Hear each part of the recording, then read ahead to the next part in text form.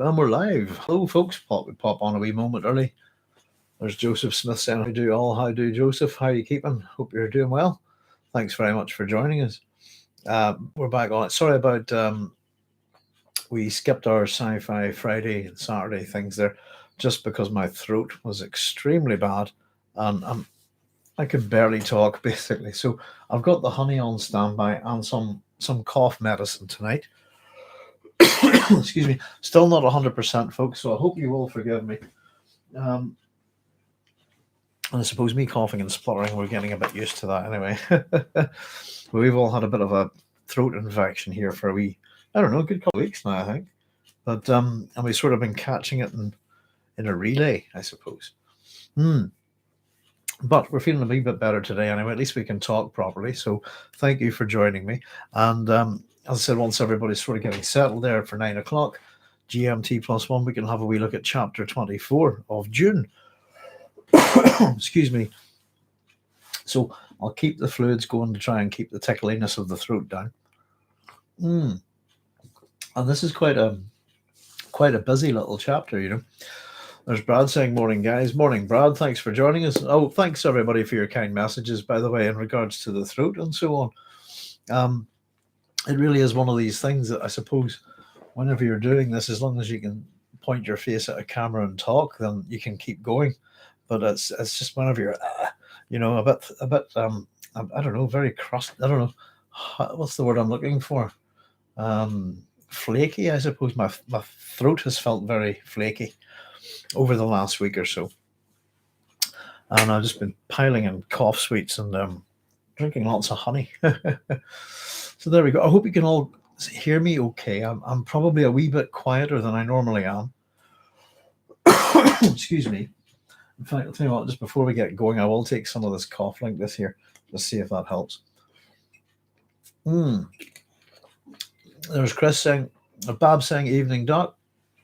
Chris saying, nice to see you, Doc. Hi, Chris. Hi, Babs. Joseph, here we go. And Babs saying, howdy, everybody. Yep. And you just can hear me good. Okay, that's great. So I'm feeling a lot, well, as you probably know, I feel like I'm talking quieter, but when I talk loudly or quiet, I can't actually tell at all, which has caused me a few bits of problems in the past, but hopefully it's not too bad. I need a palate cleanser after Doctor Who. So glad you made it this evening, Dr. Sloan. Thank you very much. Colleges and Camels. Is this, I think, is it? No, I haven't followed Doctor Who in a long time. The only Doctor Who news that I noticed recently that made me go, woo, is I think the two Peter Cushing Doctor Who films have been remastered, and I believe they're getting a cinema release in the UK in July, possibly. I must look into that. But otherwise, I'm a bit old school with my Doctor Who and don't really follow the new stuff. I have to say, I just watched the new James Bond film last night. It was kind of, I was just, what on earth? It was a very long one as well. Yeah. Not too sure what to think about that. Yeah, I really enjoy them actually. Colleges and Camels, the two Peter Cushing Doctor Who films, I think, are amazing. I love them. Great Saturday afternoon viewing, if you know what I mean. But anything with Peter Cushing in it's generally great. You know, no spoilers on Bond. Certainly not yet to watch. No. As I said, I don't know. I'm not going to say anything about it. But I just and funnily enough, my wife's not seen a lot of Bond movies, and we were talking about. Before we get on with the book club, I suppose. Sorry, folks, but we were talking about. I suppose my era of Bond is Roger Moore, and that type of Bond. When Bond, the Bond films were very much a family kind of affair, I think. But they have a very different feel to them these days, I think. It's still worth watching. I'm not saying it was bad or good or anything like that. I'm just a bit befuddled by it, I think.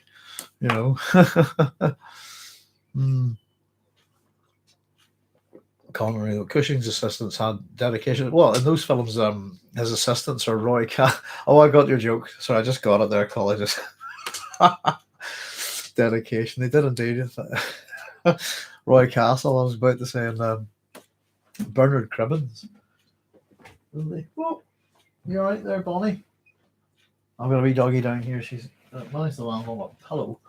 I think she's got her bum on one of my guitars. Who's that? Hello. Oh, she's as good as gold. Pardon me. So yeah, George. I actually like George Lazenby. Says Brad as well. Brad saying George Lazenby was the best. Yeah. Well, oh, sorry. Well, listen, folks. Let's get going. I don't want to get distracted with all that stuff. We had a fair bit to talk about for Science Fiction Friday, I suppose, and we didn't do it. So we will definitely hopefully run that this week. As long as the throat's going, I'll go with it. But we've got tons to talk about there, including I think some Dune news. But we'll keep it for that, actually, because I think that might be particularly interesting. Dune news that I think possibly some of you might know already, but I don't know if it's a rumor yet. So I'm going to look into it and confirm it. But I heard a nibble about David Lynch's Dune this week that made me go ooh, and I'm not sure if it's true or not. So I'm going to have a nosy at it and see if we can find out for Friday. I got him being an Aussie. I thought he was a good Bond. Okay, yeah, right. Let's get the book ready to rock and roll. So, chapter 24. Busy little chapter, isn't it? It's not little at all. Sorry. It's a busy chapter. I read just Thufir and the Fremen, really. And it's a really quite an interesting chapter. Pardon me. I haven't even written chapter 24 at the top of my book. There we go, which is handy because there's no chapters written in Dune, of course. But this is the one that begins with our epigraph. Sorry. My father once told me that respect for the truth comes close to being the basis for all morality. Something cannot emerge from nothing, he said. This is profound thinking if you understand how unstable the truth can be. From Conversations with Muad'Dib by the Princess Irulan. So this is Irulan telling, I'm assuming if it's from Conversations with Muad'Dib, pardon me, Irulan telling Muad'Dib a story about her father, I think. But respect for the truth comes close to the basis for all morality. I would also add in, I suppose, respect for life, but I'd argue that there's more to it than that. Something cannot emerge from nothing. I'm not sure what to think of these wee statements here. It's profound thinking, we're told. If you understand how unstable the truth can be. I suppose it's one of those things about how people look at, I suppose, what the truth actually is. That we all have a version of the truth, and ultimately there is a truth of something. There's a factual thing, I suppose. But we can look at truth in terms of virtues and things like that. We talked about the knightly qualities of the Knights of the Round Table, etc. Truth would be the greatest, I think. And we've talked a bit about Excalibur, and we've talked a wee bit about how that works with Sir Gawain. Well, maybe we did. Maybe we didn't actually. Sorry, maybe we just hinted a wee bit about that. But it's something cannot emerge from nothing. I don't know, that they're all sort of respect from the truth comes close to the basis for all morality, and it's not the truth. By the way, there's something. The thing I have, the problem I have with this epigraph is it has words in it that are make you go and if I was picking it apart, it's not the truth it's respect for the truth, not the truth. The truth is the basis for all morality. It's the respect for the truth. And just because you have respect for something doesn't necessarily mean you'll use it. Does that make sense? It kind of has a political sense about it. Something cannot emerge from nothing. Not sure I agree with that.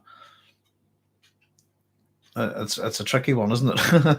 This is profound thinking. Oh, here, let me have if, and there's the magic word. I think if you understand how unstable the truth can be, So it's not profound thinking otherwise. It, I think it's got something to do with how malleable the truth is, and I suppose in how we look at what truth is and how we look at reality. Um, we were talking about I think we were talking about the other day Excalibur being my favorite film, and somebody there was quoting.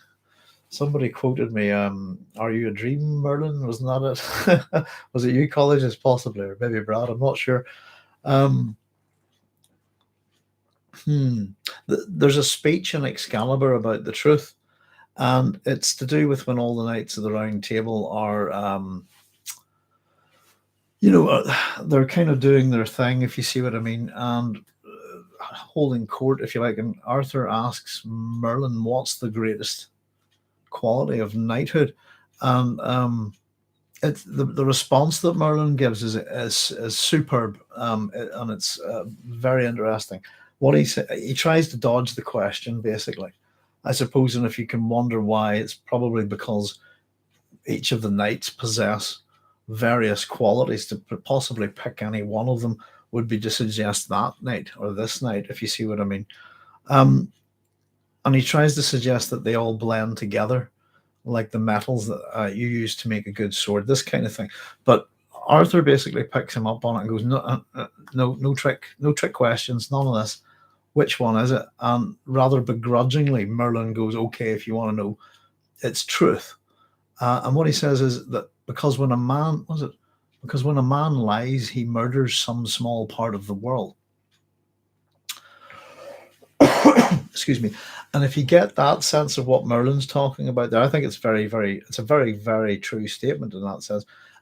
Respect for the truth is what this is about. There's something Machiavellian, something sophisticated about the statement, and it contains a certain, I don't know, logic to it, if you see what I mean. But you can respect the truth, fair enough, but doesn't mean you have to tell it. If you see what I mean, I don't know. I get a kind of vibe off it, and in this case, respect for the truth in terms of how the epigraph really relates to the rest of the chapter. I think the truth really is that there's an understanding somewhere between Thufir and the Fremen, and whenever they arrive at it, I suppose there's a truth in how they can move forward as individual, as a group, if you see what I mean. But everything that happens within this chapter, it's Thufir and this. Really, it's an interaction between Thufir and this Fremen. A couple of Thufir's men get involved in it. We have a bit of action in it, and we get a lot of Thufir's inner thoughts on the situation. It very nearly badly goes wrong, I think. I'm sure you would agree with me that there's a point in this chapter where it just it's people reaching inside a pocket, tension, and is this it? Are we all going to? It's quite early on, I think, isn't it? There's a fundamentally there's going to be a cultural misunderstanding in this chapter, and we're seeing these people interact and trying to sort it out. But the truth, what is the truth? And respect for the truth is the basis for all morality. I wouldn't, as a respect for life. There's other things, just like Merlin's sword. I think morality is made up of a blend of things, I suppose. Right. Okay, so that's our epigraph. It's an interesting one. Happy to hear any thoughts on that. Was you, colleges? Yes, indeed. The Merlin thing. I hope that kind of quote about the truth. I think it's there's a similar vein to it, I suppose. And we also have that idea of Frank's, isn't it? Is it deceit is isn't it Frank's? Deceit is no, it's not Sun Tzu, isn't it? Deceit is the basis for all warfare. Something like that, I think. When a man lies, he murders it. When a man lies, he murders a part of the world. There are the pale deaths that men miscall their lives. All this I cannot witness any longer. Can the kingdom of salvation take me home? Where'd you get that from, Brad? Lies, he murders a part of the world. Excellent. Oh, it's Metallica. To live is to die. God, I should have recognized that, shouldn't I? Haven't listened to Metallica since the Black Album. Really, that was I went to see them live in Milton Keynes and had a bit of an adventure that day. What happened that day? I saw the Flying Scotsman that day, and I saw Thomas the Tank Engine train that day. Actually on the train driving, and I also saw a double-decker bus on fire, doing about 100 miles an hour down the motorway. That would not stop no matter what. Everybody trying to tell him the back of your bus is on fire. Very funny. It's a good gig. Live at Milton Keynes, I think. Oh, start getting distracted easily tonight, aren't we? There we go. When a man lies, he murders some small part of the world, from Excalibur and also from Metallica. To live is to die. So here we go, off with the chapter proper. We've got Thufir Hawat telling us he's always, into his thoughts, he's always prided himself on seeing things the way they truly are. So there we go, the curse of the Mentat. So there's our link to our epigraph. And the curse of the Mentat, he calls it. You can't stop analysing your data. So we get a bit of description of Thufir here. His leathered old face is composed in the pre-dawn dimness. We're told his sappho-stained lips are drawn straight line across his face with radial creases spreading upwards. Wee bit of description. And sitting across from Thufir is this Fremen. We're told he's a robed man, squatting silently on the sand, unmoved by words. Let me see. Yeah, unmoved by the words. So we get a wee bit of scene again. And all of this action kind of takes within this, I suppose it's an outline of cliffs, isn't it? An outcropping. And they're in a basin, I think, at the bottom of it. Let me just see. So they're crouched beneath the rock overhang. That's the words I'm looking for. There we go. And they're looking down on a wide, shallow sink. So again, we got our time frame here. Dawn is spreading. And we get the shattered outline of cliffs across the basin, touching everything with pink. It's cold under the overhang, dry, penetrating chill that's been left over from the night, and a warm wind just before dawn. It's now cold. So Hawat's hearing and again we get this noise, the teeth chattering of his men behind him, and from the very few troops that remain in his force. So, let me see. We're told then that the man sitting across from him was a Fremen who'd come across the sink during the night. Oh, sorry, in the first light of the false dawn, apologies. Skittering over the sand, blending into the dunes, his movements barely discernible.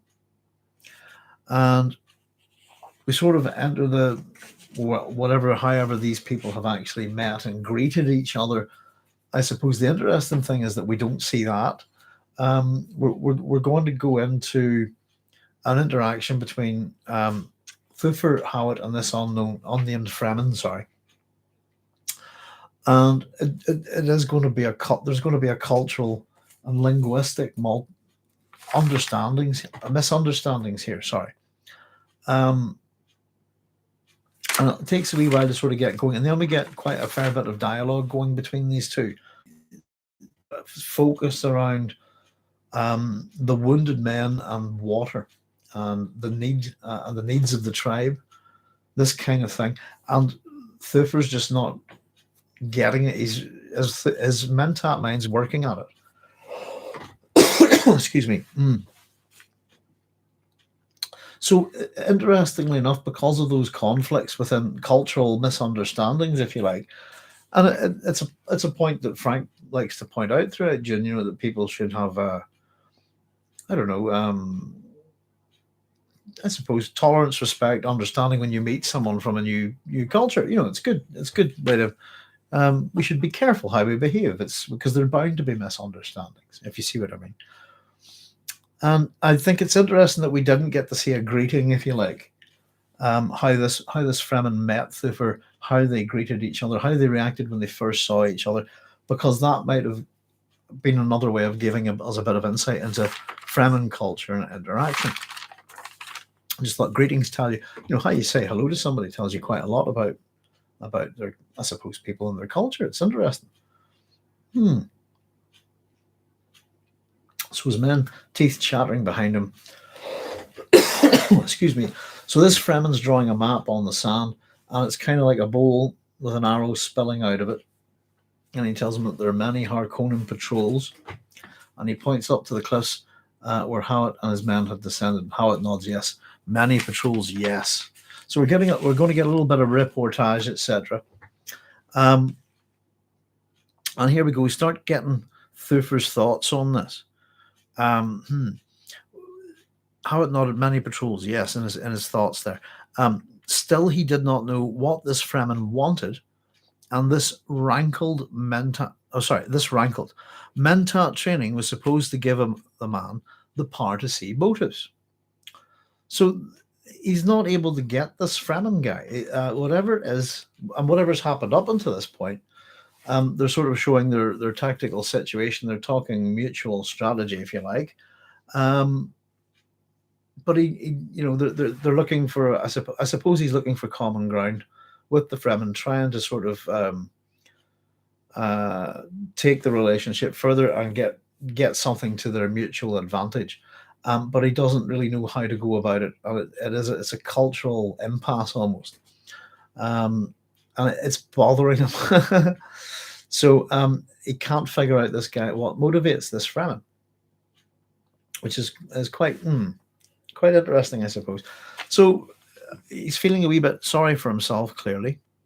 Tells us that this is the worst night of his life. And we're told, in terms of what's happened since the fall of Arrakis, or since the whole shebang has started, that he had been at Simpo, which is a garrison village and a buffer outpost for the former capital city, Carthage.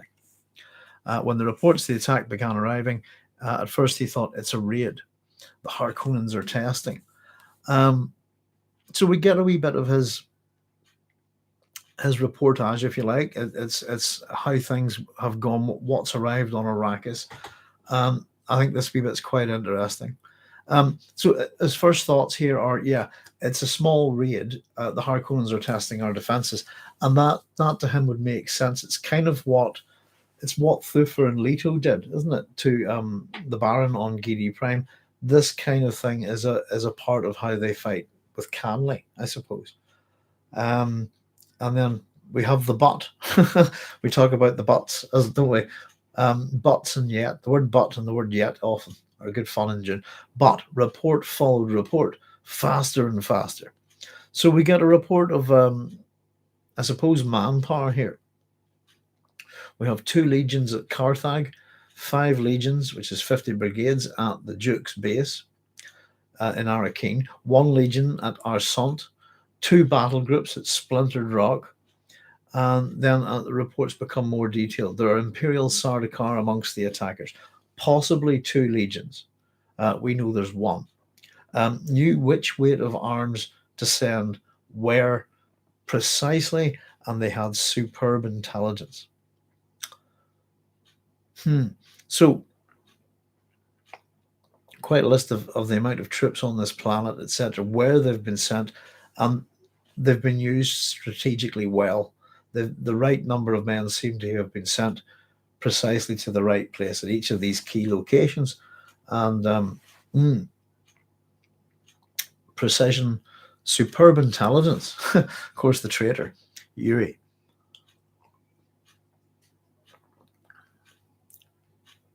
So we're told that Hawat's shocked fury had mounted until it had threatened the smooth functioning of his Mentat capabilities.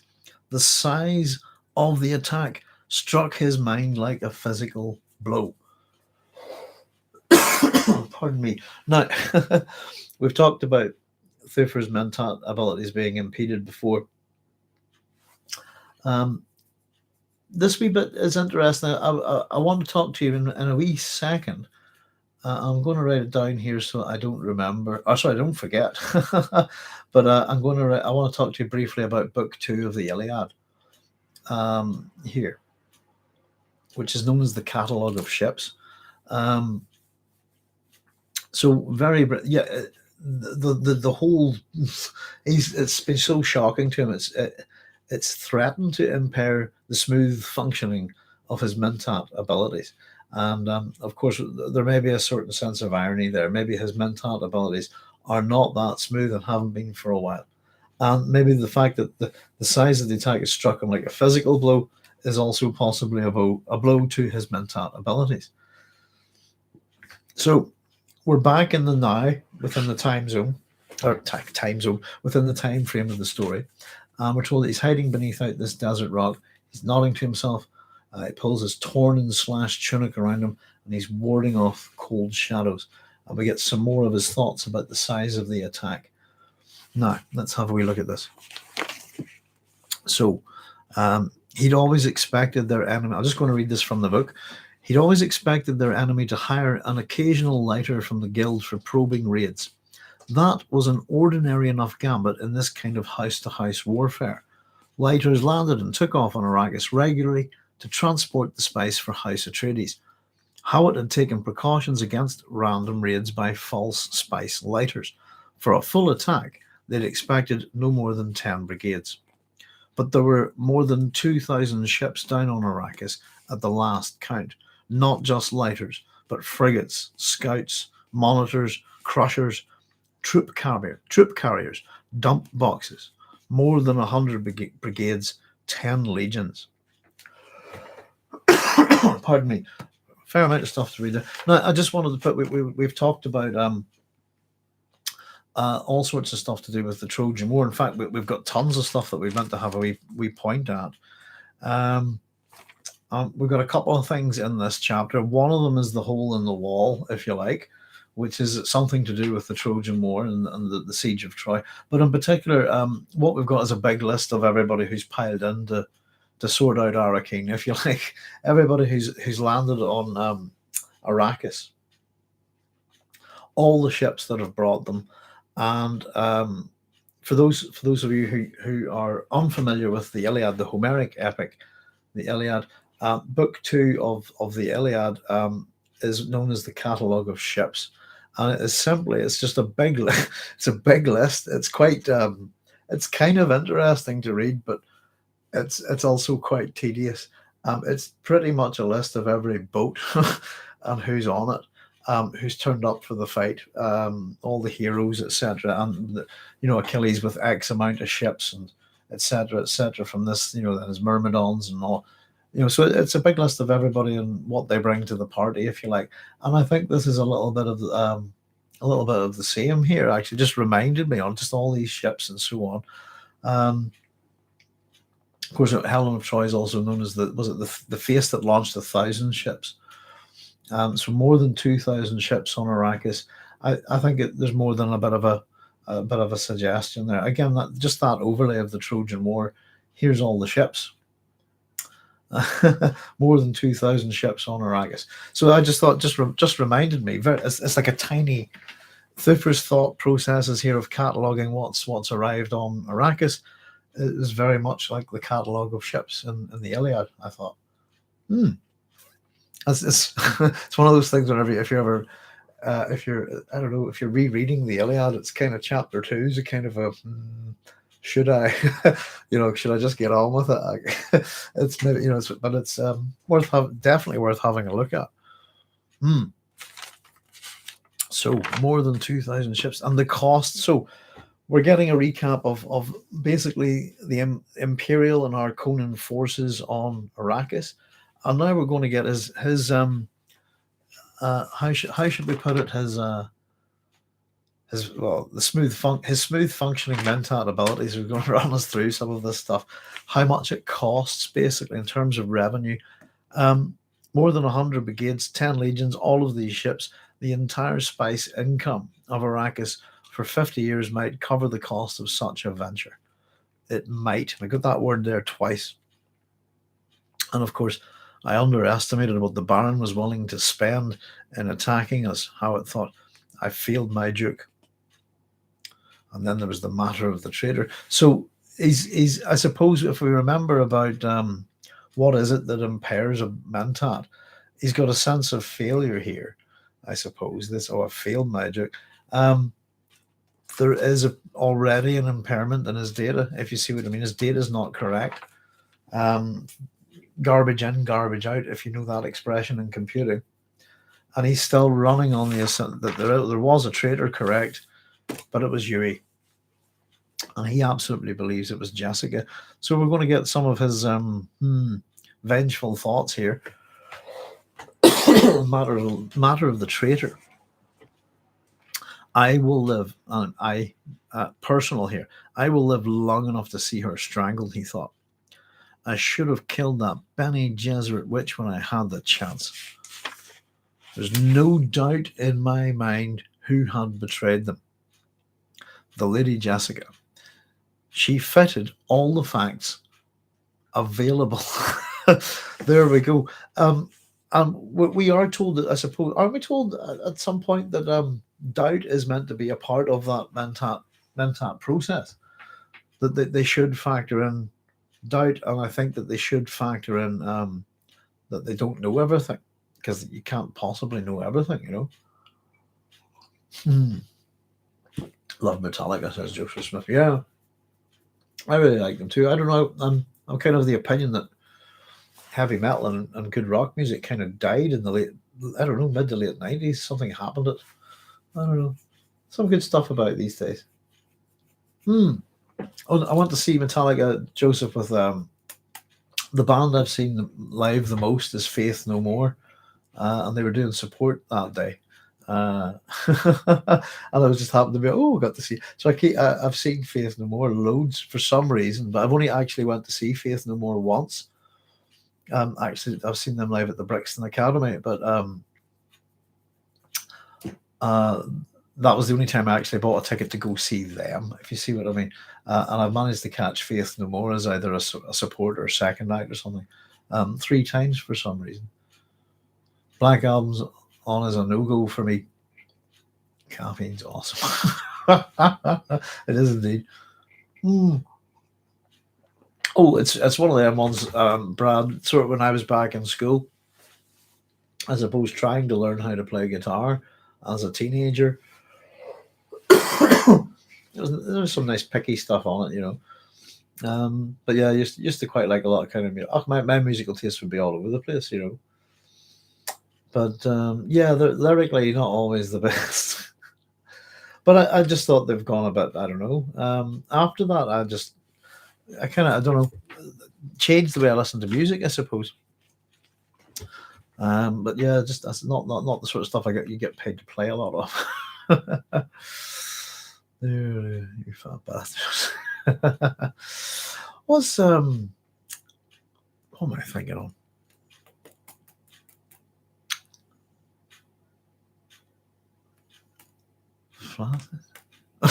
You have lost me there. Sorry, my head was on something to do with Faith No More there.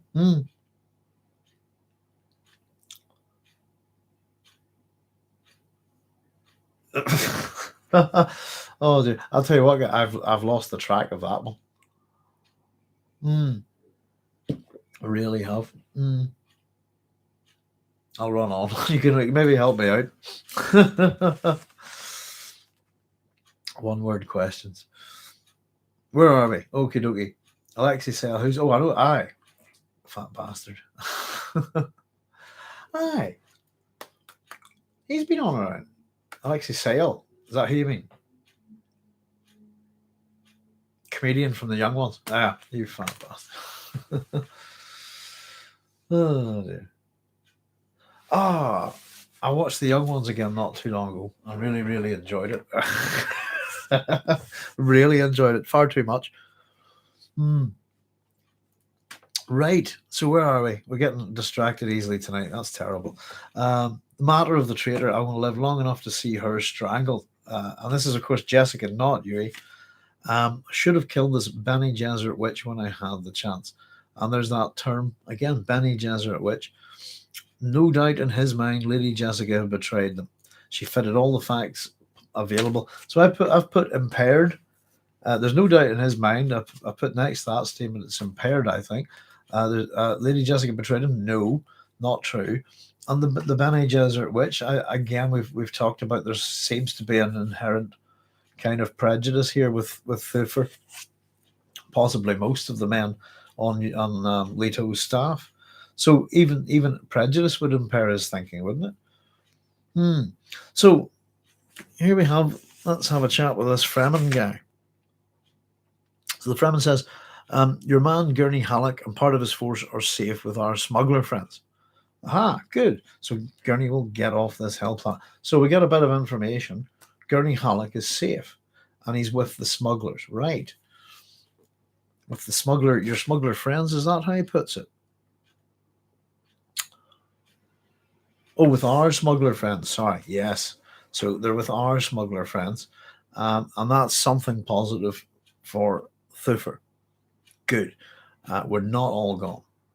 So we get a wee bit here about Hawat's men, and this, I suppose, pardon me, in line with the bit of cataloguing of what we've had a minute ago. Something similar. They're all huddled together. They've started the night, we're told, with 300 of his finest men. He's got 20 men left, and 10 of them are wounded, which is half of them, yeah. So we're told some of them are sleeping standing up, leaning against the rock, sprawled on sand beneath the rock. We're told that their last Thopter, which they'd used as a ground effect vehicle for the wounded, had given out just before dawn.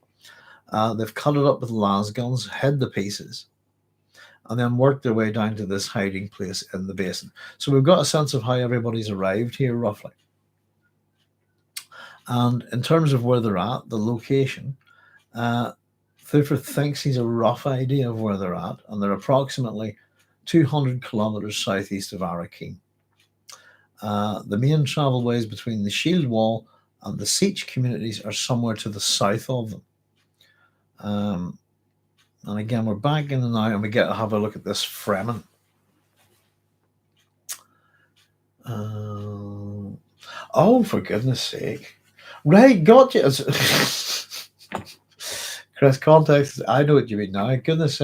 Sorry. Yeah, Faith No More album live from Brixton. The crowd chants it. Oh, no. I could tell you a story about that gig, but I'm not going to. It's not repeatable. Dear. There's sorry, Chaya saying shalom. All sorry, mate. Shalom, Chaya. Thanks for joining us.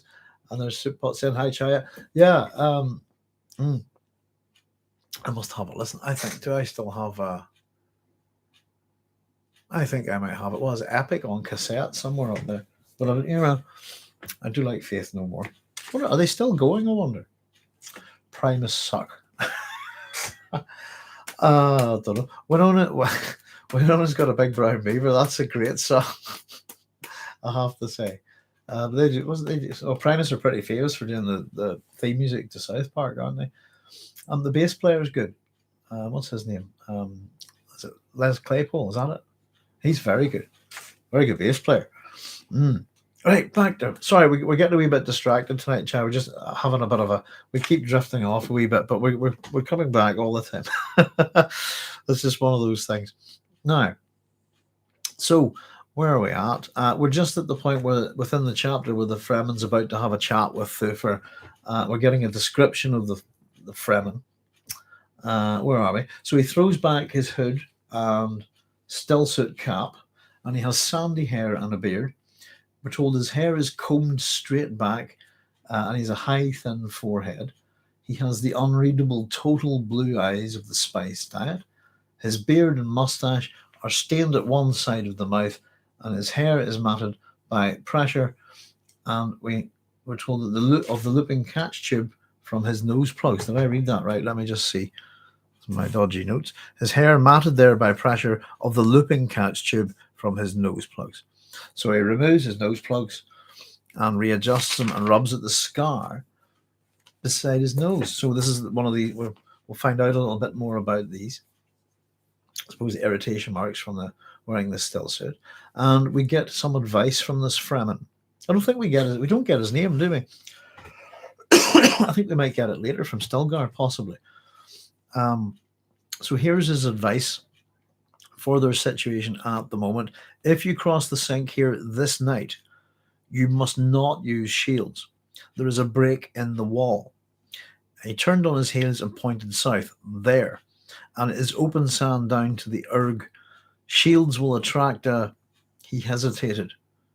Worm. They don't often come in here, but a shield will bring one every time. And Hawat picks up on this. He said worm, Hawat thought. He was going to say something else. What? And what does he want of us? So this is an example of the Fremen. I think we will all know probably that he's going to say that the shield will attract Shai Hulud, but understanding that Hawat probably won't get that. He uses the term worm. So there's an attempt at, I suppose, using language to communicate more effectively. The Fremen here is trying a bit. And again, it is, well, he said worm. So Fremen, Hawat's going to know what that is. But he was going to say something else. What does he want from us? And of course, he sighs, can't recall being this tired, has muscle weariness. We're told that even the energy pills can't ease. I think the other thing that we talk about, the dependencies of House Atreides, and surely they depend on their skill with the knife and shields, and it seems that they also are highly dependent on medication as well, to keep going. Those damn Sardaukar. So, in other words, this was the other wee thing. By the way, I've just written down Troy again here. Suitpot says, I play the bass, they're a dream. What was the thing in there? Another wee association with Troy is an archaeological one. It's an event that occurs in the Iliad, is that Patroclus leads an assault against a section of wall which collapses. So there's a part of, in terms of archaeologically speaking, many years later, when Heinrich Schliemann was doing his excavations of Troy, and it says there are the different versions of Troy that have been found, and how did he figure out which one was to do? I think that's to do with him, isn't it? Possibly. Which one's the real Troy? The Troy from the Trojan War, I believe, is Troy 7A. Anyways, there's a wall that collapses with an assault by Patroclus in the Trojan War, and that wall was identified as a collapsed wall. It's a collapsed wall that forms a ramp, I believe, if I can remember correctly. And so, archaeologically speaking, I think that wall exists. So the collapsed wall, this gap in the wall, just with the list of all of these kind of things, they're little things, I suppose, but they do make me think of certain things from the Trojan War. Excuse me. So he's really tired. Again, we get this self-accusing bitterness. Again, his mental function must be impaired, surely. He faced the thought of the soldier fanatics and the imperial treachery that they represented. So here we get this is what I've called it. It's the Mentat assessment of Thufir Hawat. His assessment of the data, in terms of, tells him that he will have little chance to present any evidence of imperial treachery before the High Council of the Landsraad. And we're told that that's where justice for what's happened might be done. So, little chance that's going to happen. And we get this little conversation running here with the Fremen. So, you wish to go to the smugglers, asked the Fremen. Is that possible, says Hawat. The way is long, says the Fremen. And then Hawat remembers something that Idaho says. All right, I find this wee bit.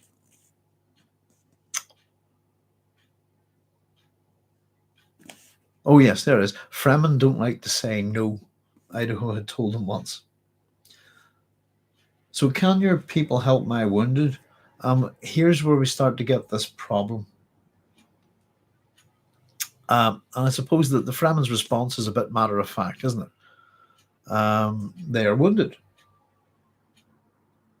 And we're told, so this conversation has been going on for a little bit of time. The same damned answer every time is Thufir's thoughts on this, and it causes him to snap. We know they're wounded, how it snapped. That's not the... And the Fremen interrupts him with, peace, friend. And it's him cautioning him. The Fremen caution. And we remember that the word caution is kind of important, isn't it, in the book? Caution is a quality of the Bene Gesserit, of Jessica, and of Paul. And in terms of how we look at caution, caution is an admirable thing, a preferable thing within the Dune universe, if you like. So the Fremen is cautioning him, peace, friend. Careful. It's basically, aye. That sort of thing. What do your wounded say? Are those among them who can see the water need of their tribe? So, or of your tribe. Pardon me, I wrote there and it should be your. Let me write that down. There we go. So the water need of your tribe. Here we go again. The needs of the tribe, and it's a water need, and Thufir's not quite picking this up. We haven't talked about water. And the Fremen tells him, we understand your reluctance. They're your friends, your tribesmen. Do you have water? Not enough. And of course, we understand your reluctance. The Fremen's not quite getting, why is he reluctant to sacrifice these people, these wounded people, for water? And it must be because they're attached to their friends, this kind of thing. So the Fremen gestures to Hawat's uniform. You've been caught in a siege without your suits. You've been caught in a siege without your suits. You must make a water decision. And as far as we're concerned on Arrakis, if you want to translate water decision, we can, I suppose, translate it to a life or death situation, maybe. That kind of thing. So Thufir, again, not getting this. Can we hire your help? So we're moving into economics, if you like. He wants to buy help from the Fremen. And this is going to be interesting here. You have no water. You've got no currency, basically. And again, this is not probably fully registering with Hawat. How many wounded will you spend? Now, at that point, I think that question should be suggestive enough for him to start figuring out, and I think he does here, actually, before I jump ahead of myself. Falls silent, staring, and trying to see as a mentat. This is a very important line here. Right here, this single statement says it all. Their communication is out of phase. Word sounds were not being linked up here in their normal manner. So again, water does not mean to Thufir what it means to this Fremen.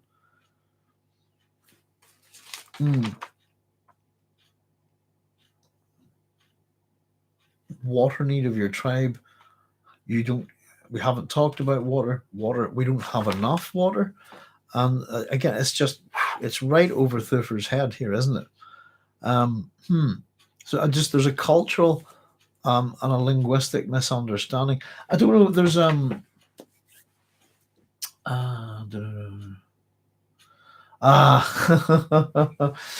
I'll catch up with your concept. Fact is, I need to adopt the attitude of the knife sometimes. Yeah, it's good to have endings, I think. Myself and my wife talk about this a fair bit. It is good to be able to, be done with something, move on to the next thing, start something new. I think every ending has a beginning attached to it, doesn't it? By the way, it says, fact that I'm a weirdo to like how Doc says film, as in film. It's we all have films. It's a Northern Irishism, isn't it? We're like, yes, film. How else would you say it? Film or something like that? I don't know. But yeah, film is one of those ones. There's certain words that we say over here, I suppose, and but it's I like it. It's quite lyrical in some ways, I suppose. But beats movie, I think. Movies. Same in Glasgow Doctor. Yeah, yeah. Phone, but with a phone. Oh. What's it? We have a was it boots and suits? I suppose. What's the one Jimmy Carr does? If you want to learn how to speak like the people who is it ginger and community. If you want to get the hard Northern Irish accent, that's the two there. Octopus. Ockham. Film. Yeah, there's a number of Irish. I could tell you a few quite interesting ones actually. There's words here that have meanings beyond. I suppose what they have in English, even though they have the same meaning in English. It can get confusing.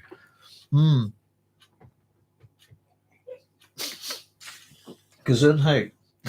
So that's my wife sneezing next door. So okay, how many will you spend? Words aren't making sense here. I'm Thufir Hawat. Here we go. I can speak for my Duke, making any promises to commitment now for your help. I want a limited form of help. I want to preserve my force long enough to kill a traitor who thinks herself beyond vengeance. Sort of making the notes on this as I go. The one thing I was wondering here is he happy to kill his men here to get mutual vengeance, this kind of thing? And I wasn't too sure. The Fremen then asks him, do you wish our siding in a vendetta? Thufir says, the vendetta I'll handle myself. I want to be free of the responsibility of his... He wants to be free of the responsibility of his wounded men. So the question I've sort of asked is, I think, 10 of them are wounded, 10 of them aren't.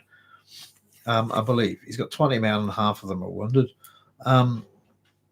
As for the wounded, I think he's happy to leave. He wants to kind of just be, can I leave them with you? That kind of thing is the idea. You look after them. As for the other 10 men, I think he'd happily take them. On some kind of suicide mission to get revenge for the death of Leto. And I'm not too sure, because we're going to get a couple of the reactions of his men later, and that we kind of figure out that they have wives and things. They don't necessarily want to die for for his. So I don't know how much of his vengeance here is personal. It's just going to be him. So I don't think he's going to include the wounded in it, but he's not understanding what's going on here in terms of how do we get the wounded men looked after. And the Fremen scowled and asks him a question. How can you be responsible for your wounded? They're their own responsibility. The water's at issue, Thufir Hawat.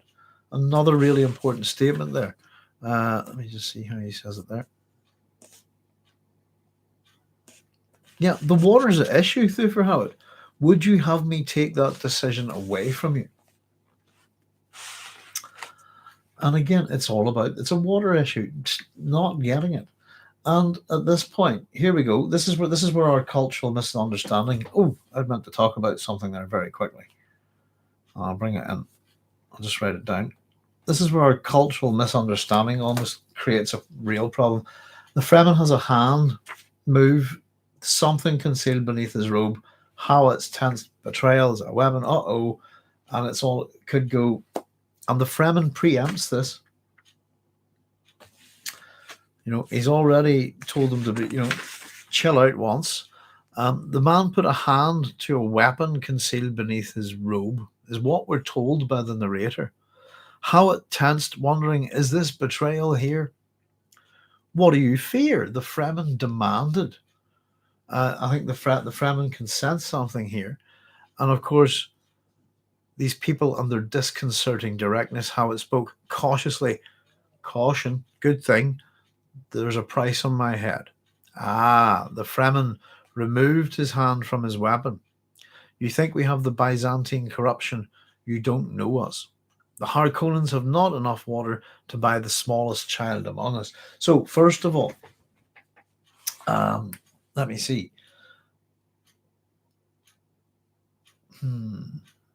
Yeah, this is the point where things nearly go wrong. Would you have me take that decision away from me? A man put a hand to a weapon concealed beneath his robe. Question I want to know is, does he really put a hand to his weapon underneath his robe? Is it a weapon he's reaching for? And it could be Chris Knife, let's go, and then take their water, mercy killing, this kind of thing. But actually, because we find out later on what's underneath the robe, I'm wondering, is this another example of it? I don't know. It's a tricky one. Is it an example of how it's impaired thinking? That he thinks that this guy has a weapon. He probably does have a weapon under his robe, I suppose. That's probably silly of me to say that because he's a Fremen. Excuse me. But it's a little moment of tension. It could go very badly wrong there. With armed men, wounded men, scared men, etc. What do you fear? There's that word fear again. These people with their disconcerting directness. If Hawat was a bit more direct, like the Fremen, maybe they'd actually get somewhere quicker. So it's about a price on his head. So very firstly, we have this mention of the Byzantine corruption. So sorry. Firstly, I just thought I'd mention, for those who are into Star Trek and all of that kind of stuff, the Star Trek universe, there's an episode of Star Trek The Next Generation. It's called Darmok, Darmok, I think. And it's basically, it's to do with two people who that linguistically aren't able to communicate properly. I think it's where Picard meets a being from a culture that communicates in metaphors based on epic literature, epic myths, or heroic stories from their own culture. And so they have no context to talk. And how it's sort of done is through the story of how they figure out how to communicate, I think. Sort of like with a mutual enemy involved in it, is that Picard uses the story of the Epic of Gilgamesh to present a heroic epic, and uses the metaphors, if you like, the story points from the story of that. It's a very good episode of Star Trek, really good. And in terms of, if you ever want a good piece of science fiction that works at language, in that kind of way, something that's it's I suppose we're getting a wider representation and more long-term representation or something like that in Dune. But I thought the way Star Trek handled it was very, very good. Excuse me. I'd say that's one of my favorite Star Trek episodes. That's it. Isn't it Darmok and Tanagra at the gate, isn't it? When the mountains fell or something like that. It's fantastic, Dave. It really, if anyone hasn't seen this episode of Star Trek The Next Generation, Darmok, you call it. I'm not a super Star Trek fan or anything, but I enjoy all the old Star Trek shows. I think it's When the Walls Fell. That's the one. You know it clearly. It's a really, really good piece of science fiction. Really good. Yeah, Star Trek Next Generation. It is a very good episode. And it's almost like the Next Generation's arena in a funny way, isn't it? Instead of beating the crap out of each other, they get down and talk epics. I think it's fantastic. A great episode showing language evolution possibility. Yeah, it really is. It's that kind of similar misunderstanding that's happening here. And the real interesting thing is here is ultimately both of these people are human beings. So they both have a common ancestry in the past, Maybe relook at the Bible, actually. Well, your Bible, you'll not get much on Gilgamesh in there, but yeah, you could if you could look at particularly Genesis and Exodus, I think, and then line them up with that's what I do. I reread things like that, but you look at the different cultures around and try and add things up, But certainly there's a lot of I think ultimately a lot of that kind of, I'll call it Mesopotamian, if you like, between the rivers culture down, that goes into the Bible. The Bible's a bit of a hodgepodge of all sorts of tales from all over the place, in that sense, if you like. Some of them are easily identifiable as not original works, if you see what I mean. Some of the stories in the Bible belong elsewhere. Um, a good example is a couple of Aesop's fables are in there, things like that, you know. But yeah, it's that kind of thing where we have this real sort of separation, cultural separation, misunderstanding. Even it's almost a Tower of Babel kind of thing here, isn't it? In that sense, and it's about, I suppose, from Howat's viewpoint, he's going to get to see a bit of the Fremen here, be impressed by them, and really, it's about time, really, isn't it, for them? Is this a moment of betrayal? How this Fremen is dealing with Hawat, who's clearly on edge, reacting incorrectly and almost tensing betrayal. We're ready to start a fight. These people, if they wanted them dead, he'd be dead. He's misreading them, I think. Well, I think that's obvious. The point is that Hawat knows that, but still thinks he's functioning wonderfully as a mentat, I think. And I think all the evidence everything that we've been told about mentats, everything we've been told here within his own thoughts, that he should be severely impaired as a mentat, and all the trauma and it's been a really bad day, hasn't it? It's been the worst day of his life, as he's told us, So the response from the Fremen, what do you fear, Thufir Hawat? I've got a price on my head. There, people will pay for my capture. Hoping that if he says this to the Fremen, that the Fremen's not immediately going to turn him in for the reward. So here we get the response from the Fremen. You think we have the Byzantine corruption.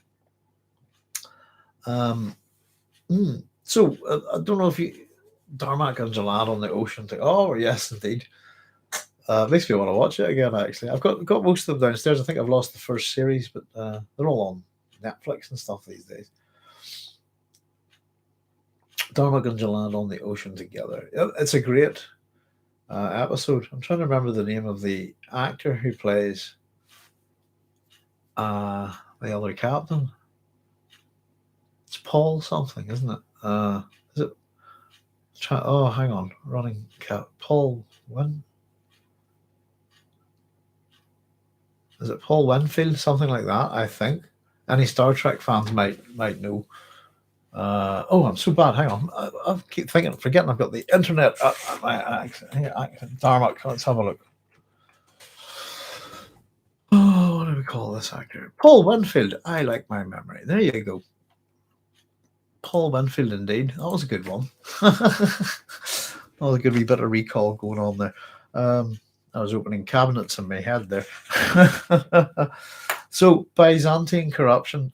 For anybody not too sure what this means, Byzantium, the Byzantine Empire is what we're talking about here. So, for us in the ancient world, one city has a whole bunch of names, and I'll give you a few of them here. So, ancient Byzantium, if you like, became Byzantium. Is what you might call Constantinople, and today it's Istanbul. So there we go. And if anybody knows the song Istanbul, Istanbul was Constantinople. You know this song? That's written by Jimmy Kennedy, who also wrote the Teddy Bear's Picnic, and he's from Port Stewart in Northern Ireland. He's a very, very famous songwriter. Madam, behave. Sorry, I got a barky dog going off there. So, Byzantium, Constantinople, Istanbul. If you want a wee bit on the history of it, you can check it out on Wikipedia. And for example, Constantinople became the capital of the Roman Empire under Constantine. So he would have been the first Christian Roman emperor. Hello. And of course, it is modern day Istanbul. I believe originally a Greek colony going way, way back to about 7th or 8th century BC. And it's kind of a city that's known for the influence of I suppose, a bit of a melting pot of different cultures, but mainly within I suppose what you call the Eastern Roman Empire, but it's the Greek influence on the city that remains strong, I think. And so the Byzantine Empire. Hello. At a certain point, I don't know if you know, the Roman Empire is split in two for reasons of succession. So this is what you would call the Eastern Roman Empire, really, and it survives way past the fall of the standard Roman Empire, the Western one, if you like, which collapses in the 6th century AD. Hello, Holly. I'm talking about Roman empires and stuff. So the Byzantine Empire is the one that's basically taken over by the Ottomans. So it exists up until about the middle of the 15th century. Isn't that right? Yes, indeed. So Byzantine corruption then, if you take the old line about civilization being ancient and evil, decadence, deviance, political assassinations, Machiavelli's much later, but we sort of Byzantine intrigues, if you like. Pardon you, did you just fart at me? My dog farted at me and now it's waving its tail in a circle. Get out, that's rude. Come here. Hello. Sorry, excuse me 1 wee sec. Hello, I have to do a bit of all three are coming in. This is the doghouse after all. Are we going to behave, ladies? Hello. I'm being swamped and I've only got 2 hands. Oh, pets, loves. Here we go. There we go. Right, go on. Go see Randy. Sorry, I've been told to get on with my work here. It's all right, girls. I'll see you later. Go on. So there we go. But whenever Byzantine corruption, being venal, corrupt money, being bought, decadent, deviant, politically naughty, I suppose. It is a description that would fit Thufir and Leto and the Baron, etc., all very well, I think. So there we go. That's what we mean by that. Byzantine corruption. We can't be bought, basically. We're not corrupt, is what the Fremen is telling him. It goes on to say, you don't know us. The Harkonnens don't have water enough to buy even the smallest child amongst us. Now, pardon me, at that point, that should tell Thufir that water is currency to these people. Water is money, as far as they're concerned. The Harkonnens don't have water enough to buy even smallest child. There's enough linguistic clues there to say that water is a currency for purchasing things, and it doesn't equal, what are they called? Are they solaris? Is it the currency of the Imperium? Let me just have a wee look. The solari. The solari is the official monetary unit of the Imperium. Its purchasing power set at quadricentennial negotiations between the Guild, the Landsraad, and the Emperor. There we go. So that should be enough to tell them. And again, we still have Thufir's mind occupied on, I suppose, the economics of it.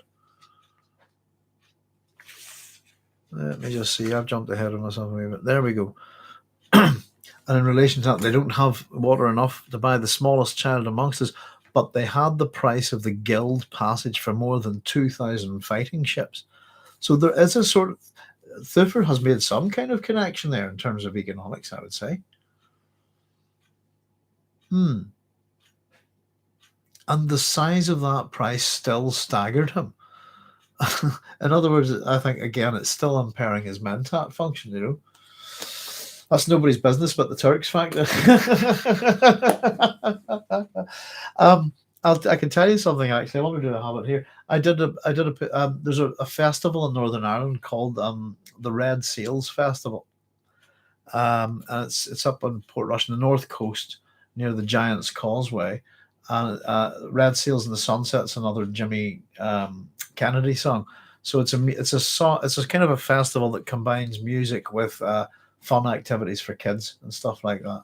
And it goes on over a week. And I think I'm the only musician that's played a gig at it I played 7 gigs over 7 days at it, actually.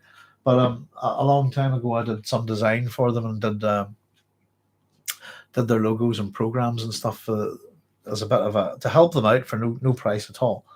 no charge, helping out a friend. And I got a message was relayed to me about the design. So I had a red sun with this sailing boat and all this, and it was from Jimmy Kennedy's daughter saying to tell whoever designed all the stuff that her father would have absolutely loved the image of it, and I had kind of musical notes floating through it and stuff, if you see what I mean. So that's my link to Jimmy Kennedy and Istanbul, and I played Istanbul at the festival because I wanted to play some Jimmy Kennedy songs. So there you go. Who's done a good version of it? They Might Be Giants has done a good version of Istanbul. I think it's a really, really good version of it. It's a very fun song.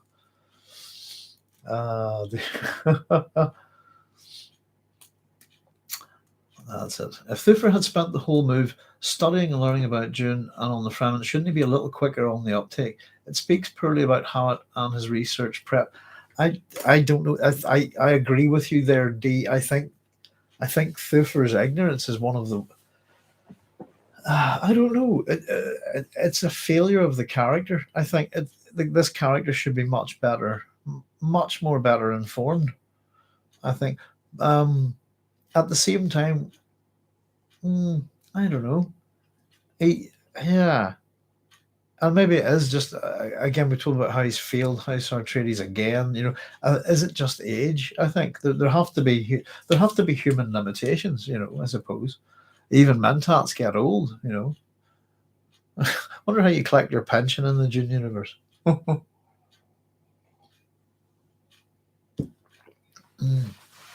Or what he focused on. Yeah, I mean, we again, I suppose that part of the trick within Dune is that we kind of are a bit more aware of certain things, Excuse me. What he focused on. Even old New York once was also New Amsterdam, was indeed. Any Dr. Demento fans out there? There's a pattern of Westerners in the East, so it might be a colonial comment.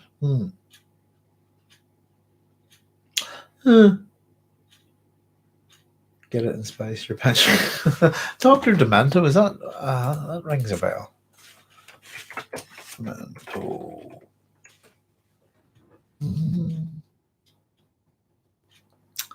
American radio broadcast and record collector, especially. Oh no. No, I don't think. Nope, wouldn't have seen that. That's fun, whatever it is. Old radio shows are good, I think. Yeah.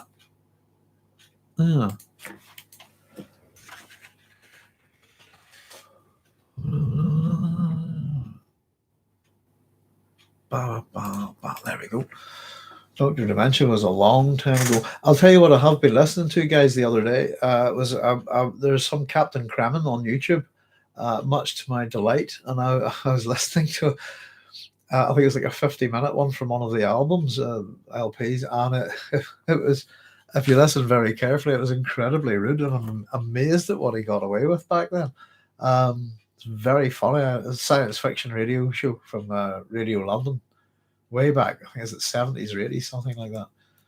Dr. Demento was a long time ago.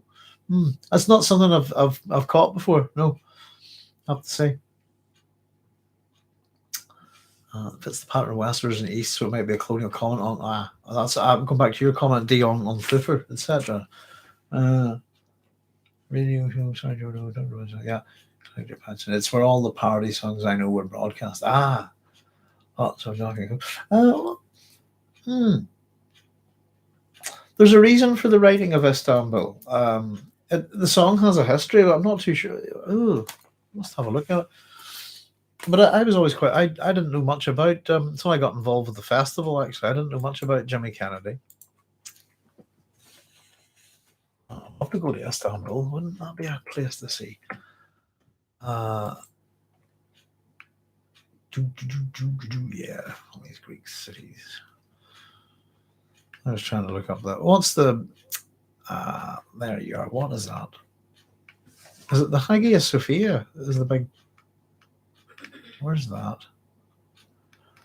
Or is it the Blue Mosque? What am I thinking of? Hang on. The Order Mosque. The Hagia Sophia, that's it. Yes, indeed. That's a building to go and see. Wouldn't look out of place in some sort of great science fiction movie or something like that, you know. Really impressive building. Lots of docking jokes. Fish heads, roly poly fish heads. Oh dear.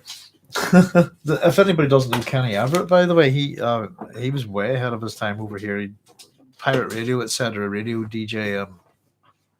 But he was on the BBC, had his own TV show and ITV. Kenny Everett video show, it was called. Very, very funny, the characters, etc. But we're thinking on doing an episode on Kenny Everett's Captain Kremen for the station at some point, and because we have a little link between. Well, you could actually take it as a kind of a Freddie Mercury. How do we do it? There's Queen Freddie Mercury to link to Captain Kremen with Kenny Everett, which links to Flash Gordon, which links to Captain Clapp. And I had a just little how these kind of things all interact, which we could even take it up as far as Flash Gordon.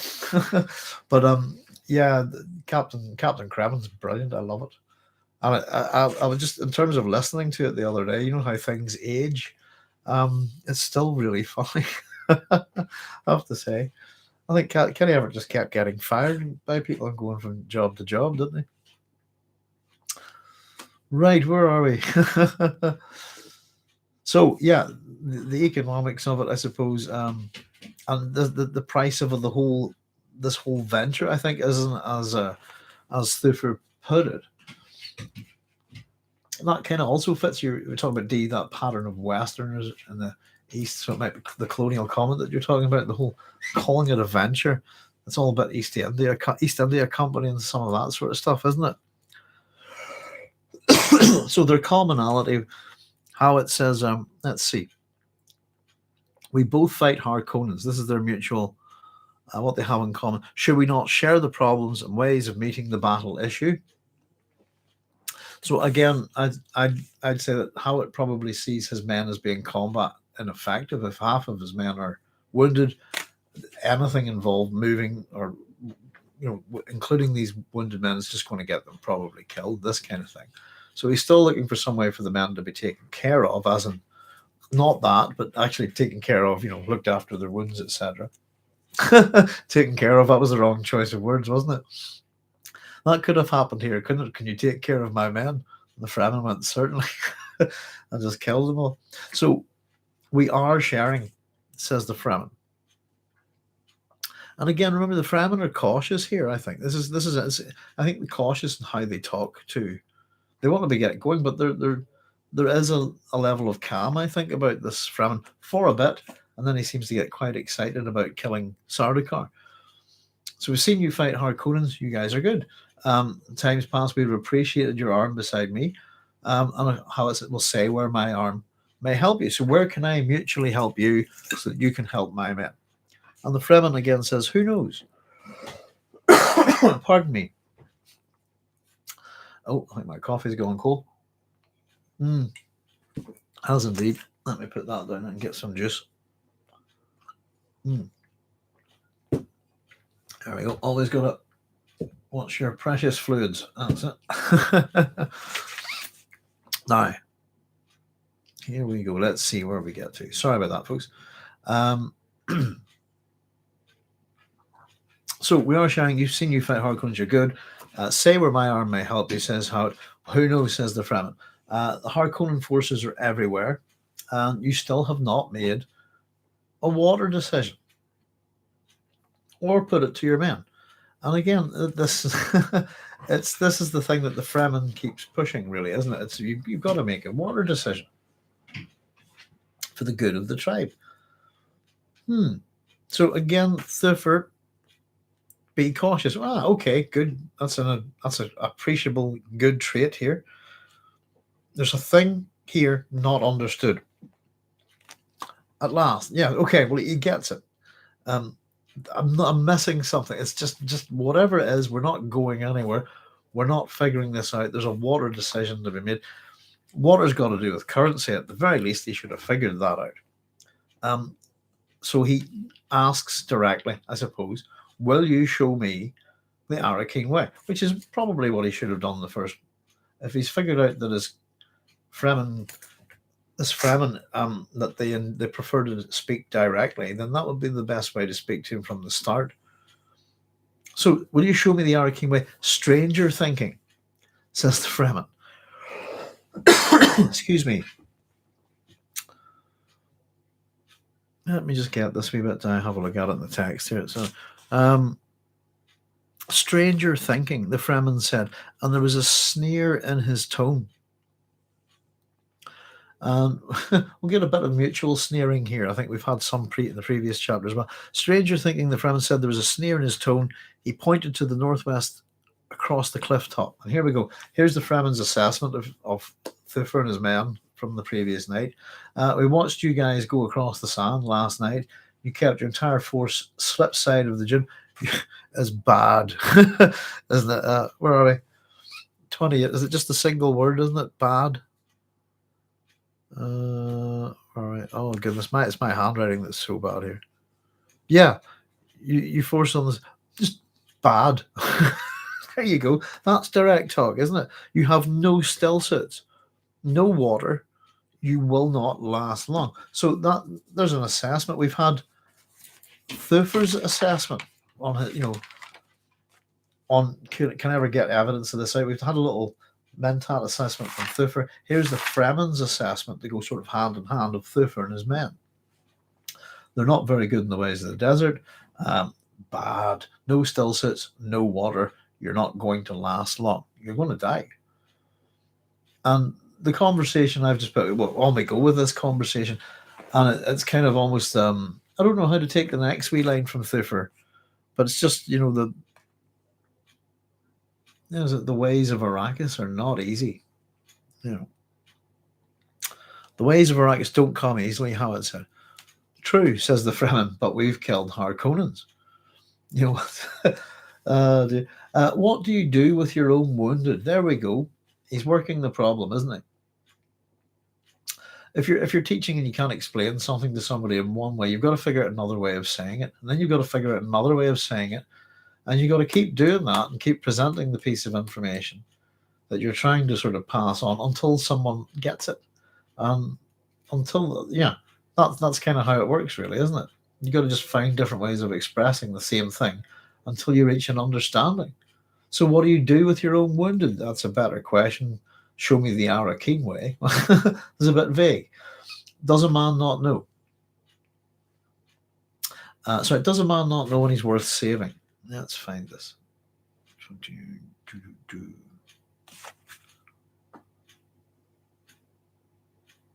Does a man not know when he is worth saving? The Fremen asked. Your wounded know you have no water. He tilted his head, looking sideways up at Hawat. This is clearly a time for a water decision.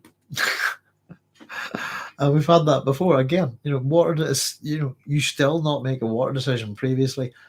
This is clearly the time. This is clearly the time right now for a water decision. You need to make one. And this is the impasse that they're at, really, isn't it? It's, both wounded and unwounded must look to the tribe's future. Again, the tribe's future, how it's running, this the tribe of Atreides, okay. There's sense in that. I can understand that. We're like a tribe, this household. Forces himself to the question he's been avoiding. So, again, he's not gone there. He's jumping over to another matter. And force themselves. We talk about when characters force themselves or else allow themselves to do certain things. Force themselves to ask this question that he had avoided. Have you heard word of my duke or his son? Again, another kind of word. I think that's maybe pushing it at a bit of a stretch, that one. I think their fate. Fate, destiny, etc. Fate is the same as everyone's. Your duke has met his fate. So there we go. The duke is dead. And as to the Lisan al-Gaib, his son, that is in Liat's hands. Liat has not said. So we've got a little bit. Lisan al-Gaib, sorry, we all know is Paul. And the last we left them, of course, we've heard Leit's being involved in that. We did leave them with another cliffhanger, didn't we, of a gliding aircraft Thopter, but it's in Leit's hands, whatever's going on there. And Leit has not said. So there's no affirmative or negative on whether Paul is alive or dead. And Hawat says, I knew the answer without asking.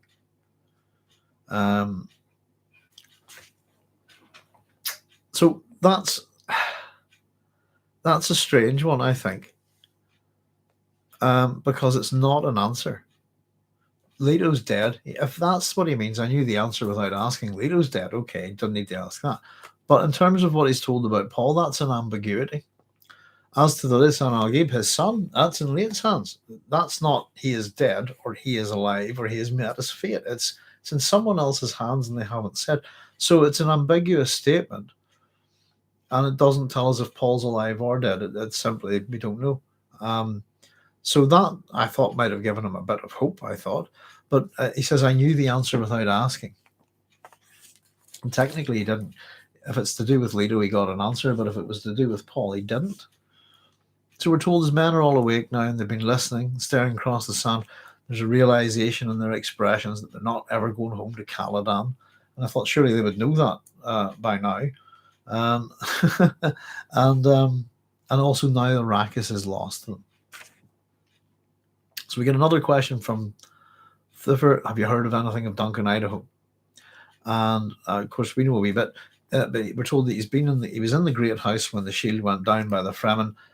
This I've heard nothing more. And again, some more of Thufir's thoughts. So again, focusing on this is the thing I think. I don't know what you guys think. I think he's distracted here. He's all over the place, sitting going through making these notes. There's questions he needs to sort, but he keeps shifting, moving, and the real problem is, as the Fremen keeps pointing out to him, there's a serious. We've got a water problem. We've got a water issue to sort out. Oh,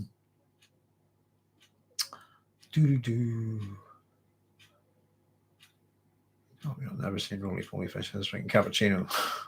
Soup pot like Jessica. He's not got Arrakis. Can't get Arrakis. Yeah, it's. I again though also put it down to I think every time we're told things about what impairs a mentat, what gets in their head, what messes up their thinking. We've had a long list of them prior to these events, and we have things in this event. The size of the attack. It's like physical blow. He's lost Leto. He still believes that Jessica's a traitor.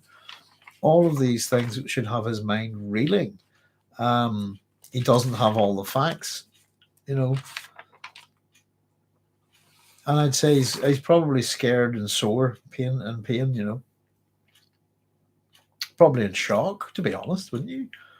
You'd be in shock if this kind of stuff had landed on you in the middle of the night, I think.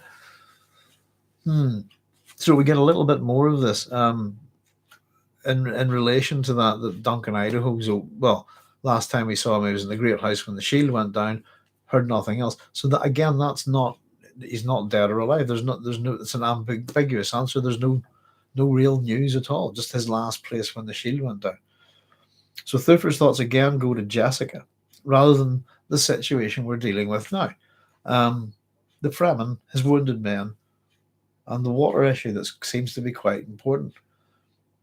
She dropped the shields, let in the Harkonnens. And again, we get this lesson about sitting with your back to the door. I was the one who sat with his back to the door. How could she do this without turning on her own son? This kind of is the questions he's asking. How could she do this when it meant turning against her own son? But who knows how a Bene Gesserit witch thinks, if you can call it thinking. And I've just put down that doesn't make any sense. If you see what I mean. We've got the prejudice of the Bene Gesserit witch, that term that's always attached to the Bene Gesserit. How could she do this without turning on her own son? I think is the statement there. Not a statement, a question that he's asking that fundamentally, if he looked at it, it shouldn't make any sense to him. She couldn't. And then he suggests that, who knows how a Bene Gesserit witch thinks? Well, in that case, if there's no way of ever wondering how a Bene Gesserit witch thinks, certainly that would impair him as a mentat in terms of how he would look at any kind of Bene Gesserit action, I suppose. And again, if you could, there's an if there. If you can call it thinking, and that stinks of prejudice. Really, an attempt to it's an attempt to make somebody. I think it sounds almost an attempt to make the Bene Gesserit subhuman. I think he's trying to demonize her here, to a degree. And see, whenever you demonize an enemy, you make them less human than you. Excuse me. You come up with nicknames that you can start disparaging. The names that armies call each other is quite incredible. Some of them. Some of them are not so bad. I think sometimes I suppose old-fashioned ones. We wouldn't have Tom and Jerry if we didn't have World War One, would we? The Tommies and the Jerrys. A very good point. The D. Viller says clearly Sun Tzu is no longer being read. Hawat does not seem to know his enemy or himself. Well, put it, isn't it one of the major things in Sun Tzu is obviously deceit, use of spies and stuff like that, but mobility is one of the major key elements to warfare. And if your enemy can't move, you've got him. And if the enemy can't maneuver and you can, which is essentially what situation the Atreides put themselves into. One of the big things I always think is quite important to point out is that we talk about the first step in avoiding a trap. So within Dune, the Atreides are aware of the trap. The first step in avoiding it. So your goal, your objective, is to avoid, which means not to go into the thing, is to know its existence. Step 2 should not be to walk into said trap, because part 1 of what you're going about is avoiding it. If you see. There's as much as we can always suspend our disbelief with books like science fiction, fantasy books, etc. If you've got a good head on your shoulders, there's stuff in this that just doesn't make sense, and you would be a bit daft to go about doing things, I suppose, a certain way, even if these characters in a universe, if they'd apply a bit of knowledge, I think. I don't know. Ultimately, one of the clear things is no matter what these people's abilities are, that we always need to remember, even Paul and even Leto II, is that somewhere along the line there's something ultimately fallible about them all, because they're all just human. Even Leto II, I suppose it's even when he's no longer human, but there is something, I think, that remains about him no matter what of his humanity.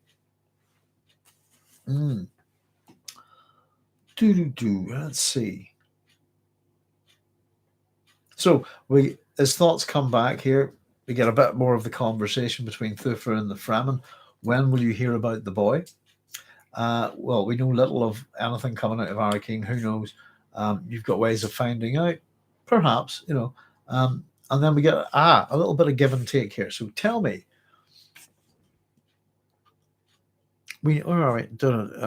perhaps tell me, Thufir Hawat, do you have knowledge of the big weapons the Harkonnens used? Aha! So here we go, something to work with.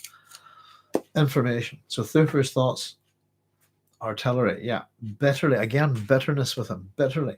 Who could have guessed they'd use artillery in this day of shields? You refer to artillery, of course, and he says, let me just read this a wee second. 34. You referred to the artillery they used to trap our people in the caves, he said. I've theoretical knowledge of such explosive weapons.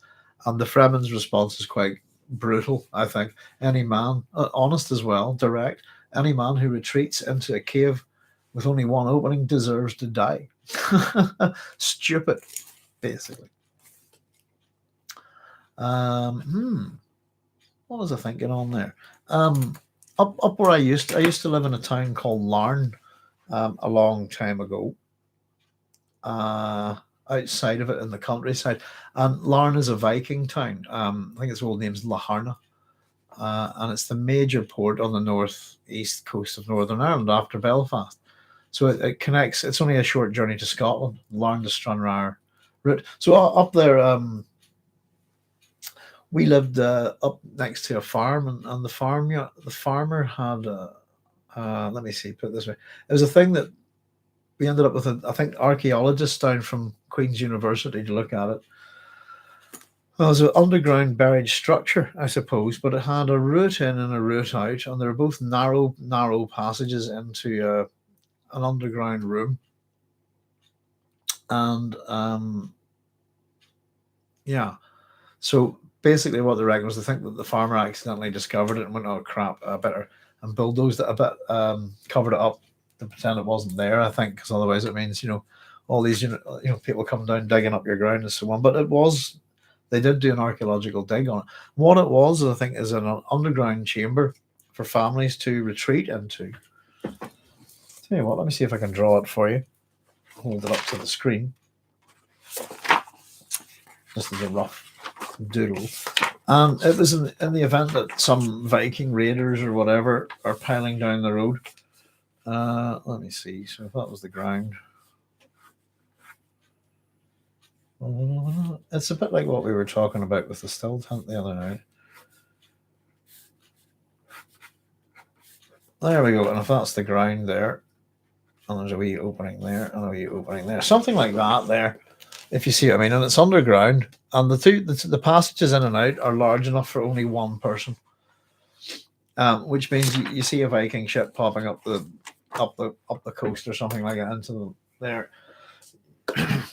You hide your people underground into this passage. If they want to come in and get you, simply put, what's the old phrase? A granny with a broom can hold you off. There's enough room for one person to get in, and you just stick a spear in them and let the corpses pile up. You're safe, and there's a way out as well in case they decide to do anything naughty, if you see what I mean. So it just provides that kind of thing.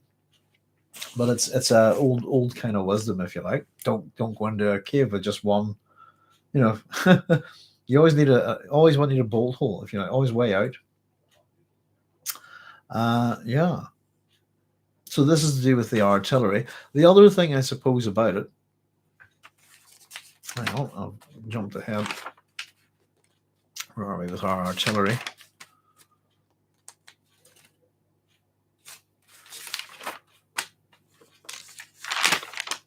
There we go. Yeah, who'd have thought they'd use artillery in the Day of Shields? I think it's very funny. How human beings move forward with technology is that almost any time we develop something new, we wing out the old and go, sod that, and it's gone, And it's a pity, actually, if you think about it in terms of energy and stuff like that, and water mills, and all of that stuff, and how, kind of we're wanting to head back that way, aren't we? But something I think that's incredible in terms of if you ever want to see an example of a evolution in action within a military situation, anybody who's ever heard of Xenophon, there's a book by Xenophon called the Anabasis, which means a march up country. It's also known as the Persian expedition. If you know the famous line from Hamlet, to suffer, to be or not to be, whether it is nobler in the mind, to suffer the slings and arrows of outrageous fortune. The slings and arrows of outrageous fortune are the weapons used against Xenophon's men by the Babylonians. Their archers their bows have a longer range than the Greeks, and their slings have a longer range than the Greeks. And it's a sort of a trait of the 10,000 that they go, their weapons are better than ours. Go take them. Cavalry, kill everyone, re-equip their own men with these weapons and bows and proceed down. And they kind of meet various groups of peoples, etc., on their 2,000-mile journey home. And a lot of the weapons and stylizations of weapons, etc., that they encounter as they go are localized, if you like. They're weapons that are adapted for the local environment. It's very interesting.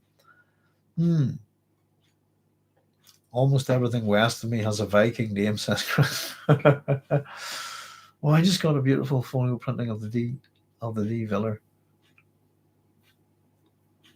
Check it out. All that, yeah, sunset. Yeah. Master Spy should have known about that. He should know about everything, shouldn't he?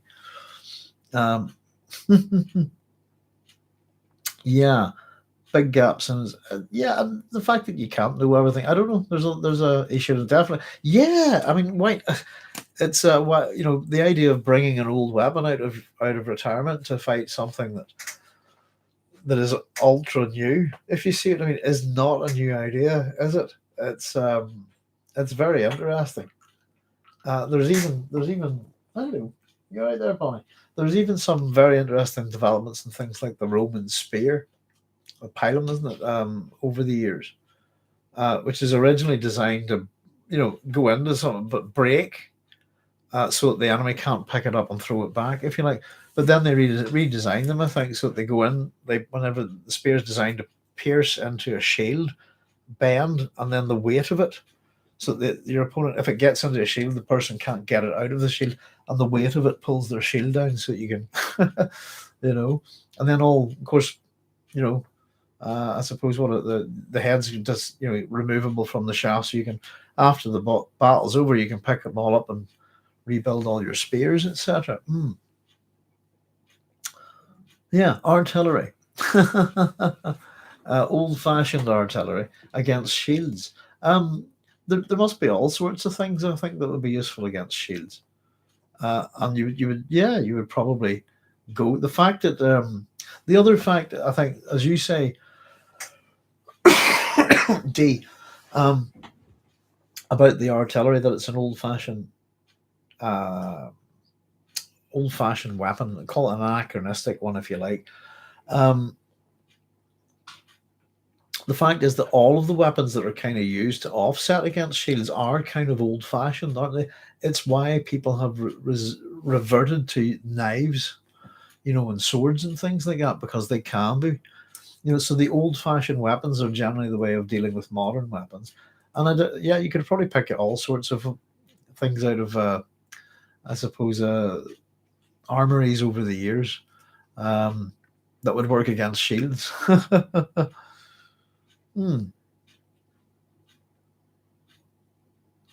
Yeah, interesting. That'd be a bit of fun, wouldn't it? If you had a bit of time, which I don't, and I'm not going to do this, but to try and compile a list of things that would just absolutely have no problem going through a shield. I was thinking, what if you get hit by insects and stuff like, if you get a wee swarm of flies or something, and are they all going to start passing through your shield? That kind of thing, Excuse me, while I light my cigarette here. Not smoke too much of that because of my throat. Yeah, so yeah, a bit of advice from the Fremen: any man who retreats into a cave with one opening deserves to die. So yeah, sorry, it just reminded me on that wee archaeological find in Larne there. Thufir asks, why do you ask? Liet wishes it. Is that what he wants from us? Again, something to trade, something, to tilt the balance in Thufir's favour, if you like, here in terms of this relationship. Did you come here for information? Is that what you're after, the info and the big guns? And when Fremen tells us, yes, indeed, Liet wanted to see one for himself. Here we are, over the page. And here we get Hawat's response. Now, we've already had the Fremen kind of sneer at Hawat. Once again, here's Hawat's turn to sneer at him, and it's it's about slightly contemptible of him. I think it shows you how much he underestimates these people. Pardon me. And he says, well, then you should go take one then. Sneered. Go take one then. Yeah, if you're so good at getting artillery. And again, the response is must be he should be a bit embarrassed by it. He should be silenced a wee bit by it. Yes, we did. We took one. We've got it hidden. Where Stilgar can study it for Liet. So we get a mention of Stilgar again here. And it's where Liet can see it if he wishes to, but I doubt he wants to. And we're told that the Fremen's opinion, the weapon's not very good. It's poor design for Arrakis. probably the suggestion that, yeah, the artillery might be great on day one on Arrakis, but quite possibly, and I suppose that's the interesting thing, quite possibly by day two, by day three, if you're in such an extreme desert environment, probably nothing would be working. Everything would have sand in it. Mess with your machines. So not a very good weapon for Arrakis. You took one. Yeah, we did. It was a good fight, and we lost 2 men, but we spilled the water of more than 100 of theirs. So these Fremen lost 2 people in a fight to take a piece of artillery, and the enemy lost 100, more than 100. And Thufir's thoughts on this? Sardaukar had every gun. This must be this desert madman speaks casually of losing only 2 men to the Sardaukar. And it's, again, probably disbelieving. But the Fremen goes on with his banter here. We wouldn't have lost 2 men, not for those others. If it were not for those others fighting beside the Sardaukar, some of them were good fighters. And again, one of Hawat's men comes along here. Are you talking about the Sardaukar? Yep. So it's I suppose that we get a bit of what's going on here. The casual way that the Fremen are talking about dealing with the Sardaukar has probably got these guys either completely disbelieving or astonished. Are they talking? And of course, the Fremen here don't really, I think they don't know what you call these guys, or is that who they are? But you've given it a name. Sardaukar. And here we go. Glee in his voice. Oh, happiness, joy. So that's what they are. He's identified. He's got knowledge. This is a good night indeed. Sardaukar. Which legion do you know? Thufir says, I don't know. The Sardaukar wearing Harkonnen clothes. Is this strange? The Emperor wishes it be kept secret that he fights against the Great House. But and rather, this wee comment from Thufir was just, who am I? Loaded again with self-pity, I think. And again, the Fremen, you're Thufir Hawat, gives him, it's kind of funny. The matter of, it's like, must be testing me if I know who he is. Yeah, you're Thufir Hawat. I think it's a funny wee exchange here. The Sardaukar, or sorry, not the Sardaukar, the Fremen here.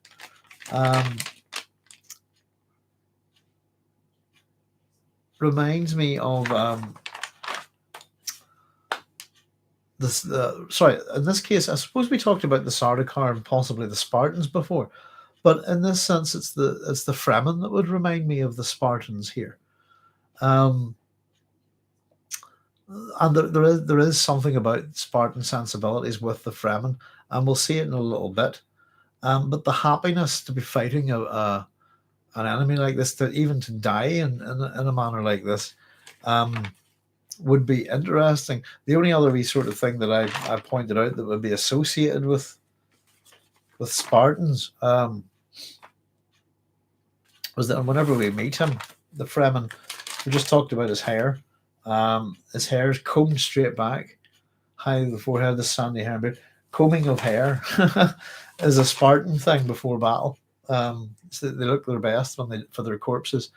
They really, it's one of those things.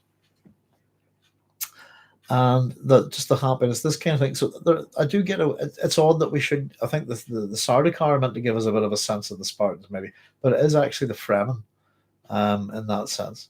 And I know very much that there's other. It's just a sensibility thing here, but in terms of fighting, if you see what I mean. So, Thufir Hawat, you would learn in time. We've got 3 of them captive, and take them to Leith. And again, Hawat's men are coming in here a wee bit here. I suppose giving in a few other builds a little bit of tension with is he going to lose control of his men at this point as well. And it'll drive the narrative a wee bit with the death of Arrakis. Only 3. You captured Sardaukar, says Hawat's aide. The Fremen says, yeah, only 3. But they fought well. And again, Hawat's thoughts here, if only we had had time. We could have linked with these Fremen. If only we could have trained them and armed them. What a fighting force we'd have had. A great mother, what a fighting force we'd have had. I've just written that there must be irony here. the Fremen are far better soldiers than the Sardaukar, so arguably they'd be far better than the Atreides troops. Armed them. What with? Again, the weapons that the Fremen have. As much as they're interested in this artillery and they can scavenge things, etc., and take them from the fallen, a lot of their own weapons are kind of designed to work on this planet. You'd imagine guns would be simple and mechanical rather than complicated, if you see what I mean. Yeah, knives, that kind of thing. And the fewer mechanical parts, the better, really, I suppose. That, So, again, and yeah, again, what you said, Dee, that I think it was you. Let me have a wee look, running back there.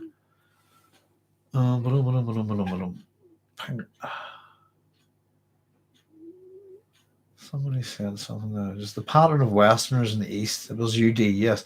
So a comment on colonialism, very much. Again, what can I do with these people?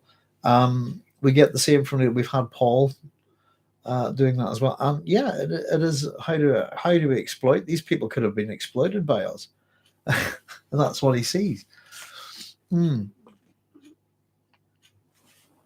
You all right, Noodles? Sorry, hang on.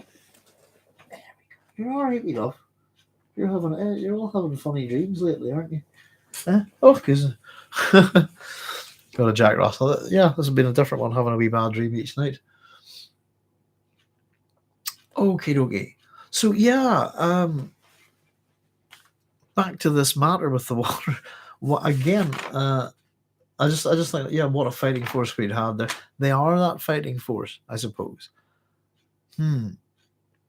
Again, back to the water issue. Perhaps you delay because of worry over the Lisan al-Gaib, the Fremen said. If he is truly the Lisan al-Gaib, harm cannot touch him. Do not spend thoughts on a matter which has not yet been proved. Now, I've just put that's quite important, as we will find out later on. Now, let me have a wee look. But of course, this is to do with the nature of the prophecy, isn't it? I'm testing the prophecy. Let me see. What are we talking about with the Tahavi challenge? Bear with me 1 wee second, folks. Just, yeah. So ultimately, we're going to see we've had a couple of challenges to the prophecy, if you like, where particular Mapes was testing Jessica. Various things with Paul, but really where his role in the prophecy is going to be tested, as we all know, is with Jamis, and it's the Amtal rule, isn't it, that Jamis will evoke when we get there. And the Amtal rule is the common rule on primitive worlds under which something is tested to determine its limits or defects, commonly testing to destruction. So it'll be a fight to the death, really, isn't it? So the Tahari challenge, a Fremen challenge to mortal combat, usually to test some primal issue. So ultimately, what the Fremen is saying here is that whether Paul is the Lisan al-Gaib or not, it's yet to be proved. And that means there are tests to prove it. Excuse me.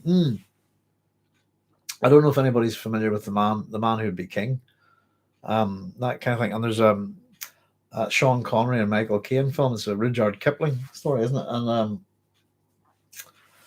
that kind of thing's quite interesting. There's an old 2000 AD story called Ace Truck and Co, which is a rather funny kind of weird science fiction story about these kind of space truckers. I believe the film Space Truckers is meant to be based off Ace Truck and Co, but it's really quite bad, isn't it?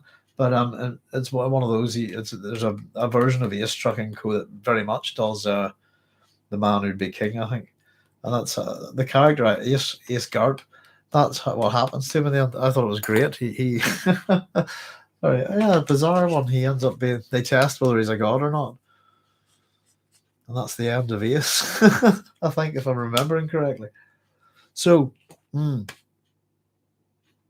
that's to do with Paul being the prophecy being tested later on. That they're not just going to accept anybody coming in here and going, "Hello, I'm the Messiah." No, well, you have to prove it. So Paul is maybe the lisan al-Gaib, but it's not been proved yet.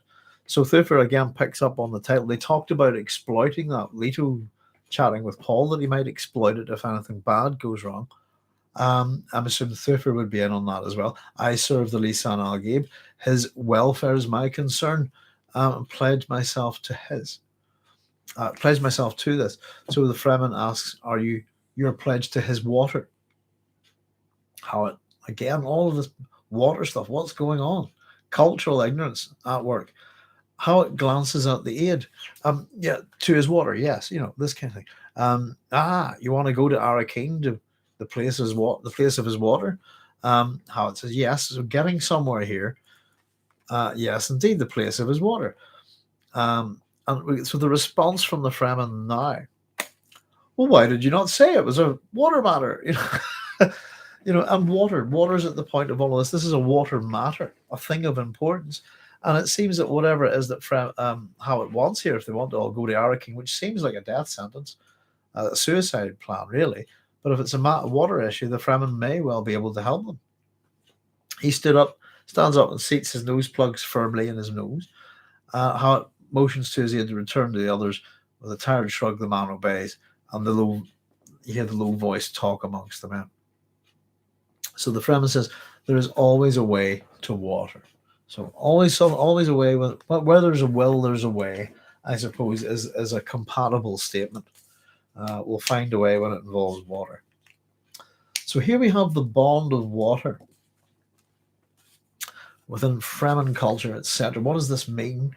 And unfortunately, we hear a bit of cursing amongst the men with the aide, and we're told that Arrakis has just died. We've lost one of the Atreides soldiers. The Fremen puts his fist to his ear. A bond of water. It's a sign. We have a place nearby for accepting the water. Shall I call my men? And the hand stays there.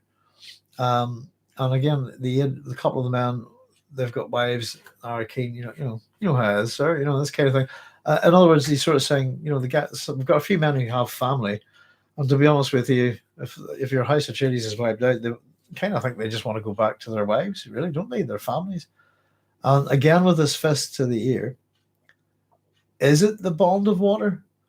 And Hawat's thoughts on this. His mind is racing. He sensed the direction of the Fremen's words, feared the reaction. And here we go. There's a bit of fear creeping in. His men aren't happy. Feared the reaction of the tired men when they understood it. So he's got it. I think that's the moment, I think, where he kind of understands what's going on. Either that or he's maybe been in denial about it, I think. So the bond of water. Let our tribes be joined. And the fist goes down. That's been stuck to his ear all this time. And as though a signal, and clearly it was a signal, wasn't it? He's kept that fist there as though a signal. 4 men come out, put the dead man into a rope, run off with him along the cliff wall, and that's him away. So the Hawat's men, where are they taking Arrakis? Poor Arrakis. He was, and of course, here we go. They're taking him to bury him. Fremen don't bury their dead. The man barked. Don't you try any tricks on us, Thufir. We know what they do. Arrakis was one of, and probably going to say one of us there. And the Fremen interrupts him. So, no tricks, Thufir, by the way, from the man. They understand that the Fremen don't bury their dead. If they understand that, surely they might. Again, haven't the men all been briefed on like what goes on with these Fremen? Possibly. You think that there would be a bit of knowledge. They seem to know some things, but are blissfully ignorant of others. Rather, See, if you were told a fact by somebody about, I come from a country where they don't bury the dead, you'd go, oh, really? What do they do? If you see what I mean, it would be the first. What is the other thing that you do? So here we go. We've had a bit of, and by the way, oh, sorry, jumping back very quickly. And after we note there, we were talking about the 10,000 Xenophon's Anabasis, just with Arrakis dying and the whole, Arrakis just died, fist to ear. It's a bond of water, this, it's a sign. And I've just put next to that superstitious. And it also, the kind of stuff reminds me on the 10,000. There's a very famous moment in the story of the Anabasis, which is a true story, where the 10,000 finally get to the sea, and they go, it's the sea, and they're all delighted, and basically one of them sneezes. And he's achoo, like that, and somebody goes, Zeus has spoken. Clearly a sign from Zeus. And they all, somebody sneezed, so they immediately have an Olympic Games in honor of Zeus, because somebody has actually, at the moment where they went, it's the sea, the sneeze is the thing that makes them. I think it's quite funny, because the 10,000 can be quite a logical bunch. A logical bunch, not illogical. They're quite smart cookies, I think. But it's just that little bit that just brings home that they're all Greeks who worship Zeus, I think, and have their superstitions and their religions, So that was just that wee superstitious moment with the fist, with the Fremen there. But he interrupts the Hawat's man here. Paradise we're sure for a man who died in the service of the Lisan al-Gaib. The Fremen said, if it is the Lisan al-Gaib you serve, as you have said it, why raise mourning cries? The memory of one who has died in this fashion will live as long as the memory of man endures. Long live Arrakis. So this man has died in the service of the Lisan al-Gaib. He's guaranteed, that's the old religious promise, isn't it? Guaranteed a place in paradise. So Hawat's men, not too happy with this. They advance, angry looks on their faces. One had captured a lasgun, started to draw it. We'll call him Lasgun from now on. Pardon me. Stop right where you are. So here we go. A bit of authority, giving orders from Hawat. He is sick with fatigue. He's tired. These people respect our dead. Customs differ. Meaning's the same.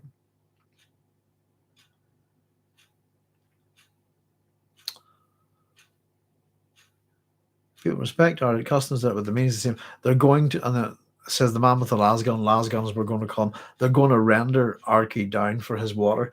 There you go. So they know what they're going to do. And the guy with the lasgun knows that the Fremen don't bury the dead and is actually able to tell everyone, they're going to render Arrakis down for his water. It doesn't quite make sense, does it? If we line up with the way the conversation, the knowledge that Thufir doesn't have, it seems one of his men does. So indeed, they're going to render Arrakis down for his water. The Fremen thinking, just want to go to the ceremony and say something. And of course, Hawat, in his own head, he doesn't see the problem. He calls the naivety of the Fremen astonishing, and I thought that was an interesting point. Really, and I kind of went, really, who's naive here? Because it doesn't seem to be the Fremen, if you see what I mean. In terms of maybe being naive, culturally ignorant of what's wrong with his men, sure. But I don't think he's naive at all. So he explains it from their concern for their comrade. And again, Fremen tells them, we'll treat him the same reverence we would treat our own. There's the bond of water.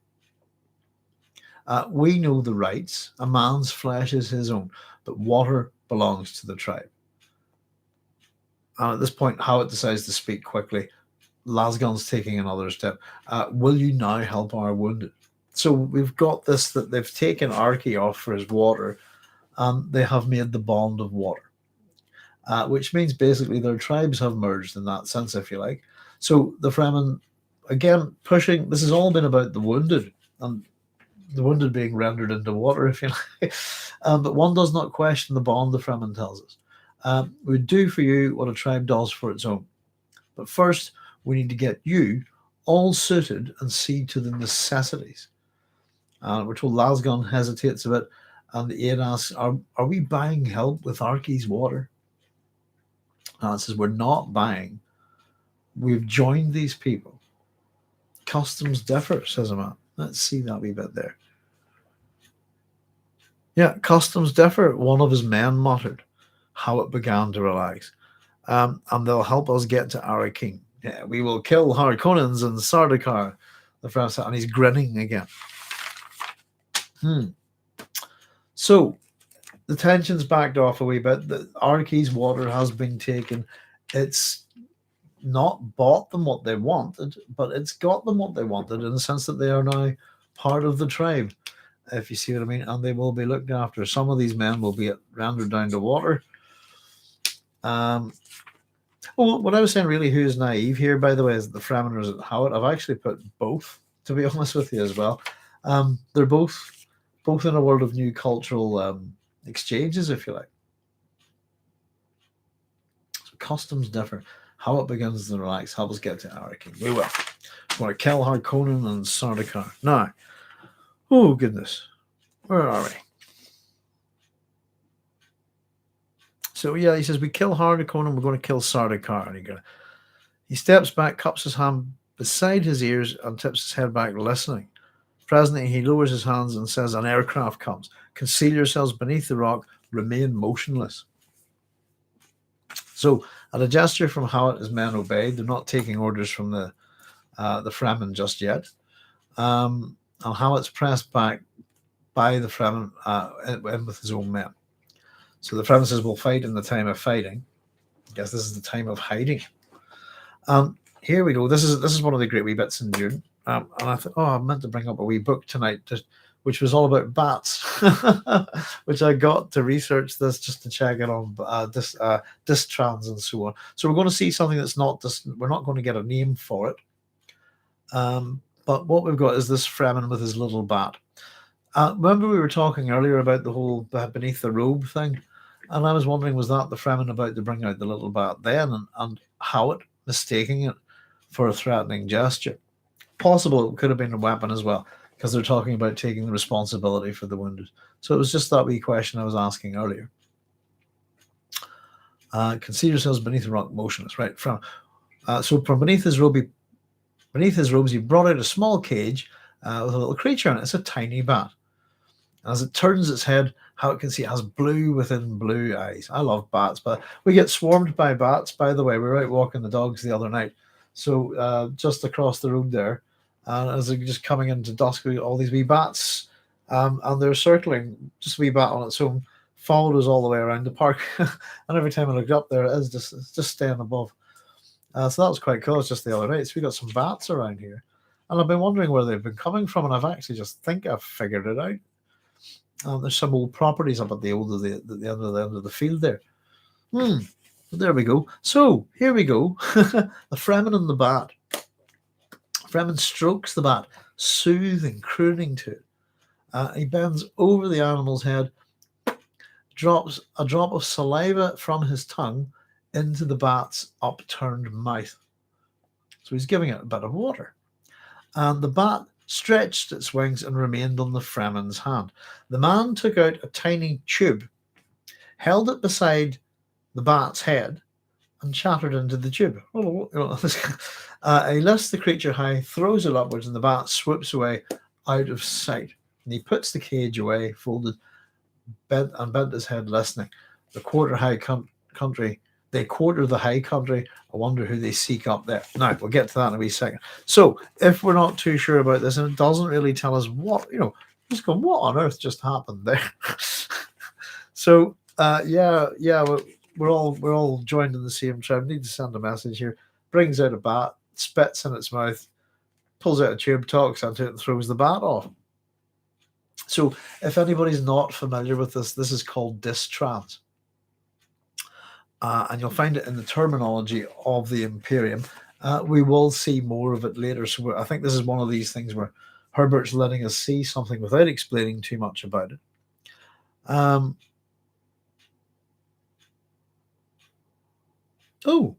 Just have a look at something there.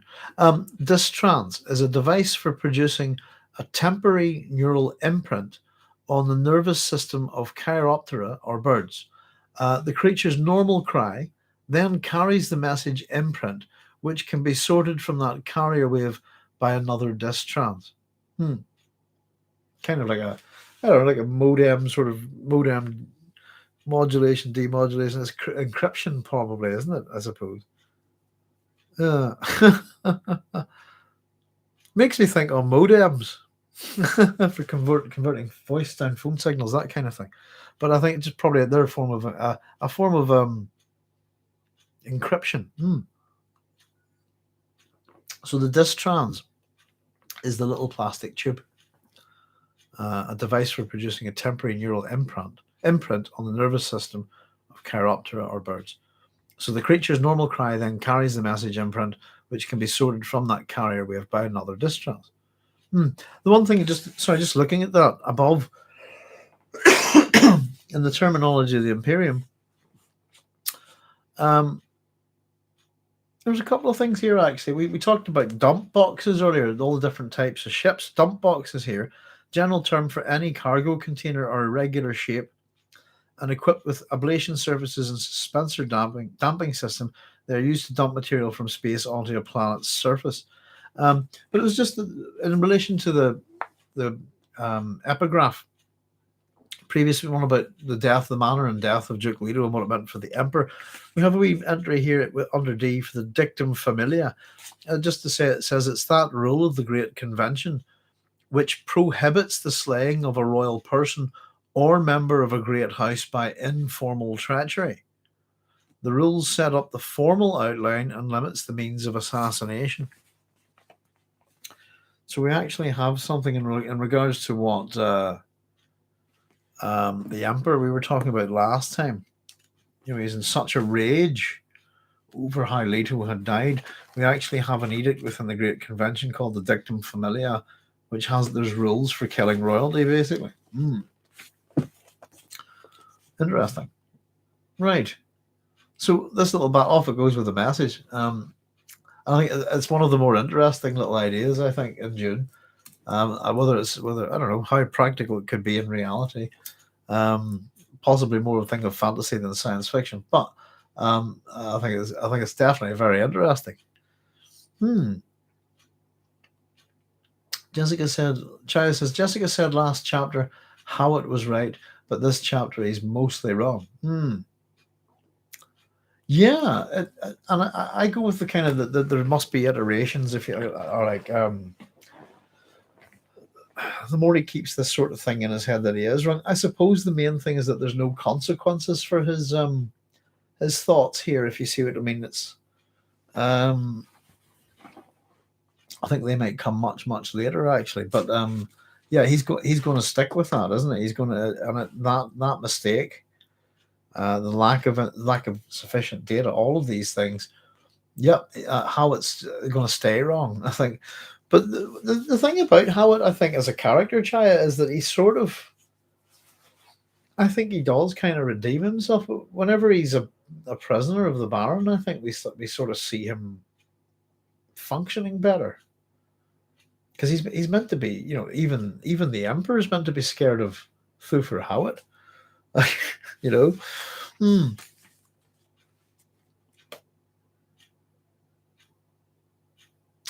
So where are we? Yes. So off goes the wee bat, some kind of message, and the Fremen puts the cage away, folds it up, and is listening. He says that the enemy's quartering the high country. I wonder who they seek up there. Hawat tells him that the enemy know that we retreated this way. And the Fremen again says, you shouldn't presume that you're the sole object of a hunt. Watch the other side of the base and you'll see something. You'll see a thing. So we're told time passes. And eventually Hawat's men stir, whispering, remain silent, says the Fremen, be like as if frightened animals. So there's movement near the opposite cliff, and we're told there's blurs tan on tan. Where are we? My little friend carried his message. The Fremen said, "He's a good messenger, day or night. I'll be unhappy to lose that one." So that's the wee message. Where's the message gone? Over this way. And we're told that the movement across the sink faded away. On the entire 4 to 5 kilometre expanse of sand, nothing remained but the growing pressure of the day's heat, blurred columns of rising air.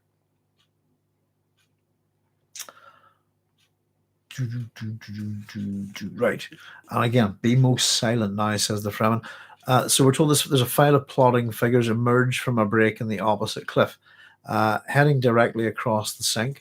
To Hawat, they appear to be Fremen, though they seem to be a curiously inept bunch. There's 6 of them, and they're making heavy going of it over the dunes. Now, a thwack of ornithopter's wings sounds high to the right, behind Howat's group. Craft comes over the cliff wall above them, and a Atreides thopter with Harkonnen battle colours splashed on it, and the thopter swept towards the men crossing the sink. So, maybe 56, way ahead of myself.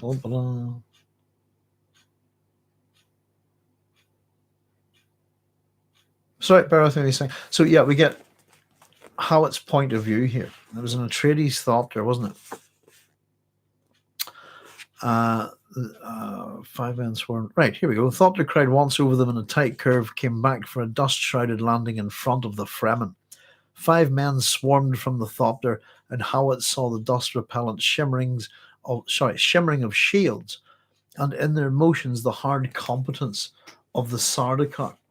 And the response for this is that's the Sardaukar, but from the Fremen, they use their stupid shields. And he hisses this. He glanced towards the open south wall of the sink. So really fearing a worm coming through this hole, but basically, aren't they? The shield wall's meant to be a natural barrier that keeps the worms out. And there is a hole in it at this point. So shields could well set it off, attract the worms through the gap. Real concern for the Fremen, I think, here. They're not happy about it. So how it says there's Sardaukar, good, happy days. So the Sardaukar approached the group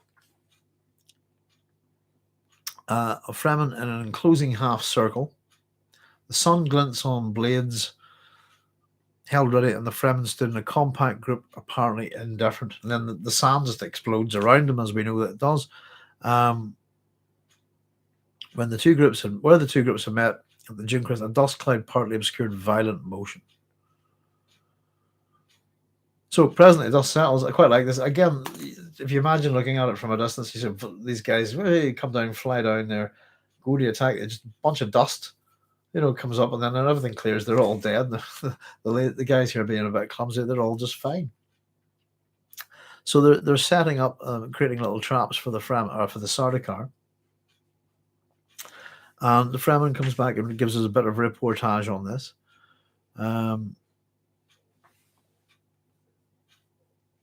So they left only 3 men in their thopter. The Fremen, beside how it said, that was fortunate. I don't believe we've had to damage the craft in taking it. So they're able to capture this. And again, how they're dealing with the Sardaukar must be jaw-dropping to the Thufir and his men. Left only 3 men in the thopter. No damage to the machine. Sardaukar. Sorry, let me just find my place here. Yeah, I don't believe there's only... Yeah, Howat, one of his men, going, those were Sardaukar. Did you notice how well they fought, says the Fremen. So this is the thing. They like a good fight. They like a worthy opponent, the Fremen, don't they? Howat takes a deep breath. You get smelled burned dust, the heat, the dryness. Yes, they fought well indeed. He must be just thinking about his words earlier. And we're told a thopter takes off and heads south. This thopter. So the Fremen can handle thopters too. So they're basically, the little attacks by the Sardaukar. In this case, they've used the thopter. They've set a little trap for them, of course, and they come, taking out the Sardaukar troops, taking out the troops in the thopter. There's a thopter for us, fly it off down the south to the nearest siege or something. So that, and they've already got some artillery, so that the Fremen are accumulating stuff this day. Hmm. They can handle Thopters too. They can fly, yeah. On the distant dune of Fremen waved a square of green cloth. Once, twice. More come. Maybe cloth of green. There we go. Fremen tells more come. Be ready. We'd hope to be away before the more inconveniences. And again, it's the language. If you think about how things have been different for these people as they've been communicating here, inconvenience. That's a euphemism, isn't it? And a half. I think, yeah, Hawat and his men are just stunned by this, I think. And we should be quite impressed by it too, I suppose.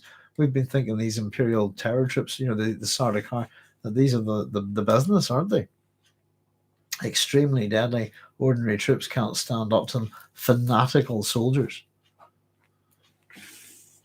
Now, let's see. So Hawat sees, all right, two more Thopters coming up from high in the west. An area of sand suddenly devoid of Fremen, and he sees 8 splotches of blue. These are the bodies of Sardaukar in Harkonnen uniforms. Another scene of violence. Okie dokie. And we're told another Thopter glided in over the cliff wall above Hawat. This is a point here. This is a big troop carrier. Flying with the heaviness of a full load. We're told it flew with the slow spread wing heaviness of a full load, like a giant bird coming to its nest. Kind of gives you what's the bird I'm thinking on from Arabian stories? Is it the roc? Is that it? Roc, R-O-C. Hang on. Made me think of that kind of. Oh, I can't even type.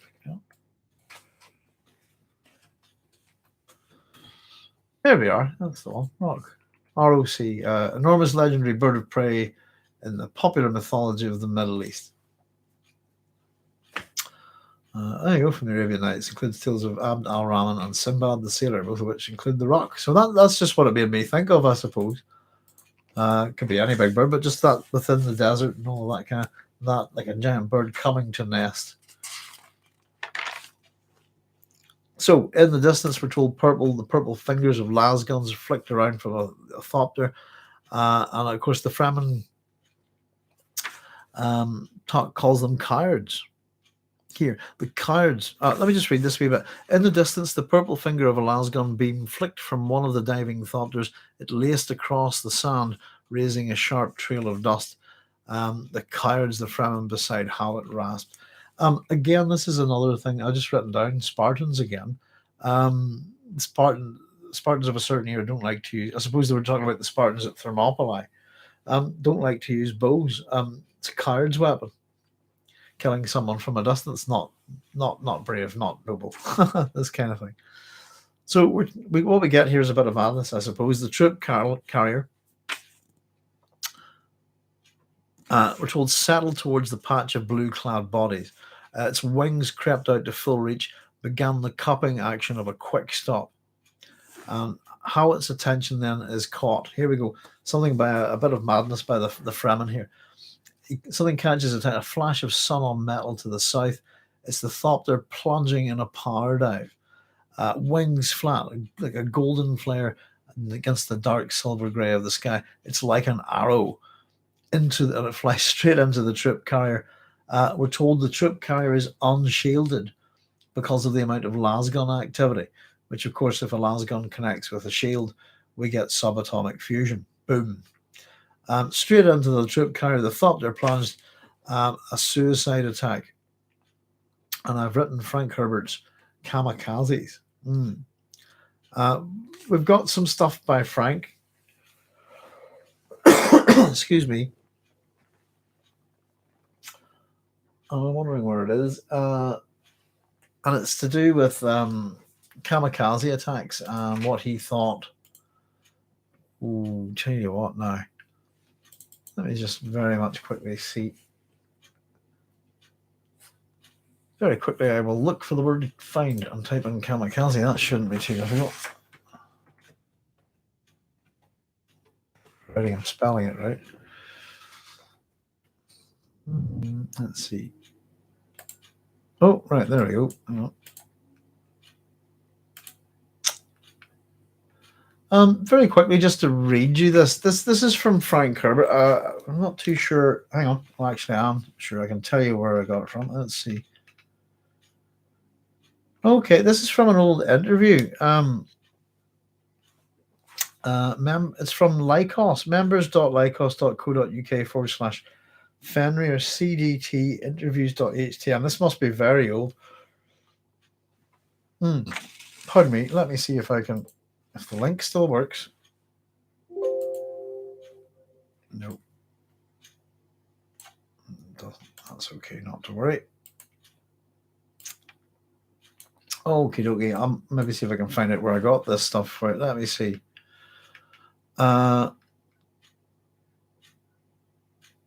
This is Herbert talking a long time ago, pre 9/11, etc. Talking about the anti-war message in his books. I suppose that novel has very much an anti-war message. Herbert himself being an anti-war campaigner and also anti-nuclear in his attitudes, not altogether surprising considering his attitudes towards the environment and ecology. So in this interview that we were talking about that's not there anymore, in one interview, Herbert discusses with remarkable foresight the problems with breeder reactors and the developing social unrest in the world spurred by terrorism, fueled by increasing knowledge of the information age. In the post 9/11 world of the 20th century, his words amount to a chilling prediction. So bear in mind that Herbert died in 86, before the World Wide Web was born. Their targets were going into a period of enormous social unrest worldwide.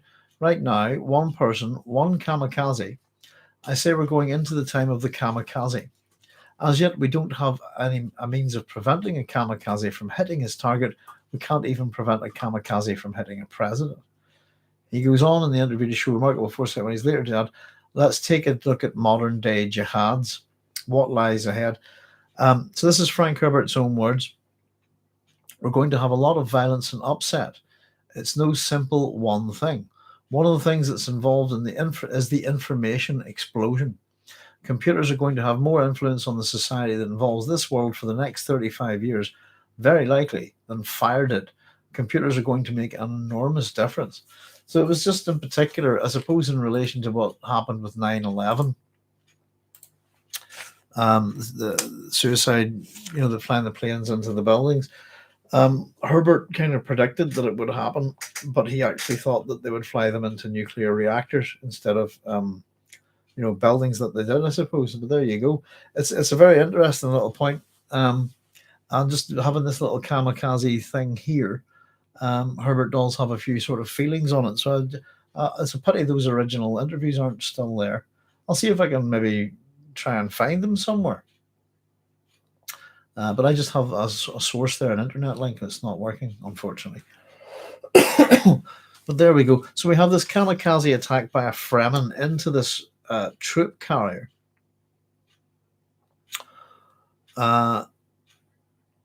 Boom.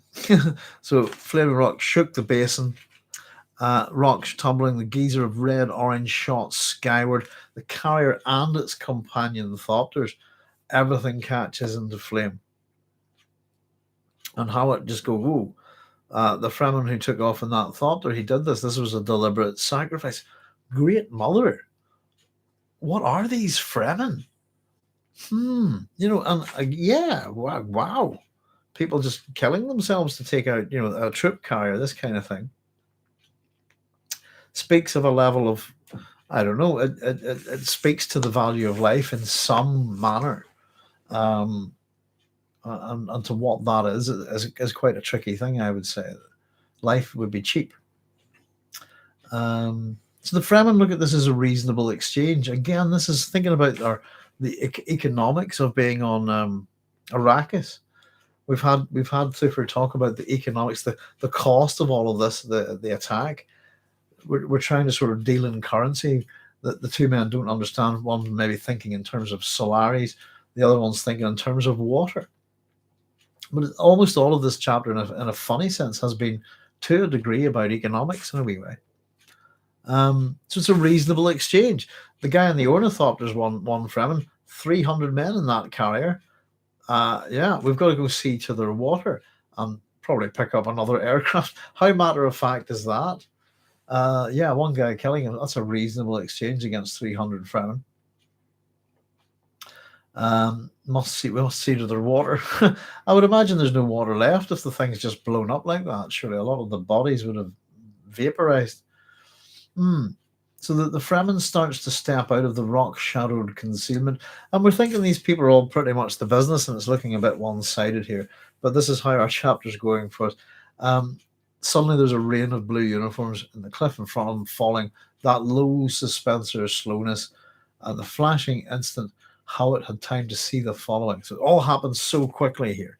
There's Sardaukar, hard faces, battle frenzied, unshielded, knife in one hand, stunner in the other.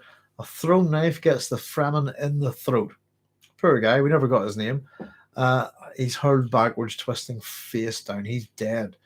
And Hawat draws his own knife, but the blackness of a stunner projectile felled him, and we fade to black on the end of our chapter. There we go. Getting ready for chapter 24, where we get back to Paul and Jessica, etc., and Duncan. So there we go. It's an interesting chapter. In terms of it's an interesting interaction. It's kind of almost the Fremen and the Fremen and some of the Atreides playing out in the desert for the first time together. If you see what I mean. Life is cheap, but not water. I don't know. It indicates a level of fanaticism or something, or else religious fervor to sacrifice your life like that. I think, but we've even seen some examples of that in the Ukraine very recently, very sadly. But it's better, what is it? What is it? The old saying is it the Wilfred Owen poem? I'm sure you must be familiar with it. Is it Dulce est decorum et pro patria mori? Sorry, is a good and noble thing to die for your fatherland. Absolute nonsense. It's better to live than to die. I think live for your country if you want. Don't die for it. That kind of thing. If you see what I mean. Aye. But it's a very interesting little chapter. How this has been going, and this is Thufir kind of not really in the know. And I suppose Jessica and Paul will kind of interact with the Fremen in a similar way, but they'll do it on different levels. They have a different set of skills than Thufir, but definitely with his impairment here, I think he's been on the wrong track. I think he's angry. And I think the whole point about the whole Jessica thing, that was meant to unsettle him and mess with his mentat ability right from the get-go. And I think it has been messed with all the way from the get-go. I think things are just getting worse here. He's not getting it. And to be honest with you, we were having a wee chat about the language here that's been used. There's enough, as we read, we're kind of a bit ignorant of these Fremen water practices ourselves. We're starting to get immersed. It's all a bit new to us too. What does he mean? But I think as readers, as we go through this chapter, we pretty much figure out, they want his water, they want his body for water. We should have figured that out. I think that how it does get there, but it takes far, far too long. And the fact that they dally here maybe is the reason why they all get hit by the Sardaukar. They weren't expecting to hang around this long, but clearly the conversation between the Fremen and Hawat and his men has been going on for a bit, and it seems that they've not actually got anywhere. That bit where he loses his temper at the beginning, when he sort of snaps and we know they're wounded, peace, friend, hey, calm down, man, this kind of thing. He's definitely on edge, and he's not. And I think the Fremen comes across up until the Fremen gets a little bit giddy when it comes to killing Sardaukar. He seems very composed, calm, and actually keeps. I would argue, seems to keep Thufir and his men calm. He does a good job. It is the what we don't know about different cultures and customs and all of these things. Great allowances should be made, I think, and they are in a way. The Fremen are being very patient here, I think, with them. And I think they're relishing the opportunity to fight Sardaukar. There we go. And the result of this, of course, that's Thufir we've got a little bit of information about Gurney Halleck is safe with the smugglers. We know that. We don't know anything really about Duncan, Idaho from the Fremen here. Um, hmm. But yeah, so a little bit of info. And of course, we're going to hit back. We're heading into our immersion in this world. Water is of paramount importance in terms of water issues here. In terms of what we deal with the wounded, there's more to learn from this yet. We'll understand it a bit better. But why do we not take the wounded and all of this, the blind into the desert, this kind of thing? And particularly, yeah, everything to do. Water's really important. It's kind of almost the bit where, if you'd imagine that Thufir wants the Fremen to take, would you take us back into Arrakis? Probably the worst place on this planet to go. But up until when it becomes a water issue, oh, okay, yeah. When you say it was to do with water, in that case, you get the sense that we can make it happen. So there we go. So a lot to do with the value of things, I think. Water is paramount on this planet. Money's not going to buy you diddly here. It's your money. It's your water that you absolutely have to have. And they're in a pretty bad situation, as I said. Without it, really doesn't get any better for them here. I suppose this is the end of both of these groups here. They get caught out and just captured. And I suppose the other thing is, unlike Star Wars, I suppose we can't have the universe's most absolutely feared terror trips just getting their butts kicked all the time, because then it's just a lie, isn't it? It's just propaganda. So they are good. The Sardaukar are good fighters. We can't just have them getting their butts kicked, if you know what I mean, by the Fremen all the time. There's a bit of an equal footing here. Whatever happens at this point, this group of Fremen and Thufir, I think, here are captured, wiped out, etc. Thufir will be captured. China says it's a great intro into the Fremen world. Paul and Jessica are heading. Small but informative chapter. Yeah, it really. I think the confusion between the two groups really works. It helps kind of the reader to sift a few things. We are shifting from this strange universe that's been very, very feudal and kind of castles and this kind of thing, feudal lords and ladies, and we're now hitting the desert. We're into the wilderness. We've crossed all those lines, and we've been told that this planet is lethal, very dangerous. We've got a hint of the equipment in the previous chapter from Paul and Jessica, all the different things that they're going to need to survive on the planet. We get that idea of thirst as well, with Jessica refusing to take her first drink.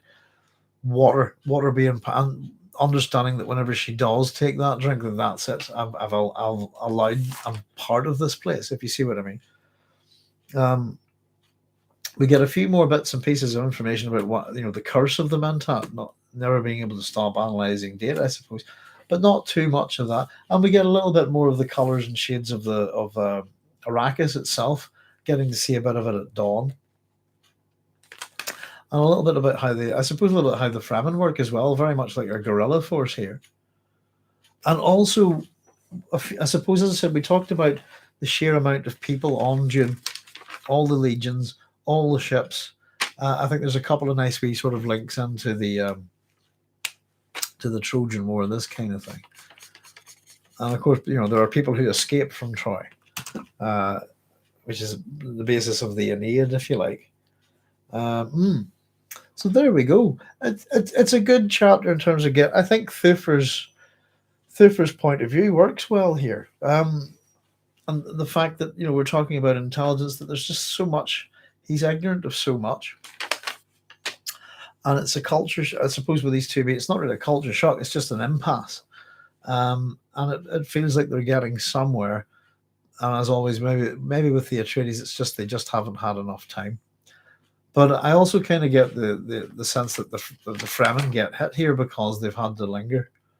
I get, they keep pushing this necessity onto Thufir Hawat. You have a water decision to make, in terms of the water needs of your tribe, even to the point, there's one point where the Fremen, as it clearly suggests, if I can remember, is it it is exactly, it is now is the time to make that water decision right now. I think that's quite funny. Again, it comes from a point of hindsight and knowledge, I suppose, which we get a little bit of as we work through the story. But it is a good chapter, and it's quite a tense little chapter, and again gives us another cliffhanger at the end of it, and we're still wondering what's happened to Paul and Jessica from the previous time, and I do like cliffhangers, I have to say. You don't want them all the time, but cliffhangers are good in building tension, driving the narrative, driving the story forward. I'm really making it's the sort of thing that I'd be a person if I was reading a book in bed at night. I'd straight on to the next page. I couldn't handle that. I'd have to know what happens next, no matter how tired I would be. So cliffhangers can push me on through a book, if you see what I mean. If they're used well. Don't know about you guys. If some people like them, some people don't. It's a bit like having a really good twist at the end, that kind of thing. Some people don't like twists and stuff like that. Oh, there we go. So if you've got any questions, folks, let's see. That's all. Just the last chapter, how it was right. The chapter is mostly wrong. I think the soldiers would have had time to chat with locals, get into on Fremen practices. Maybe the info didn't filter up to how it. Yeah, again, the amount of time that they've been here, we're also told that some of them have family and wives in Arrakis. If you see what I mean. I thought, goodness, they've moved quick, haven't they? It's actually probably their wives that they've brought from Arrakis, I'd imagine. That's a good point, Chaya, and shows how little folks know about the Fremen. Thanks for the recommendation, Soup Pot, says Dave Eller. But no. Full folio printer of the Dave Eller, check it out. What was that you got the folio printer print of, Soup Pot? Was it Art of War? I've got a nice wee one here somewhere. I don't know if it's here. Quite well. I've got one to write on, I suppose, but I have a very nice, pretty version of it. It's nice. One of those ones you get in bargain books. Those kind of things. Sometimes you find nice new books in bookshops that are public domain books. Yeah, Art of War. Tell you what, hang on a wee second. I'll see if I can get it. Right. I think it's right here. Oh, I'll try back.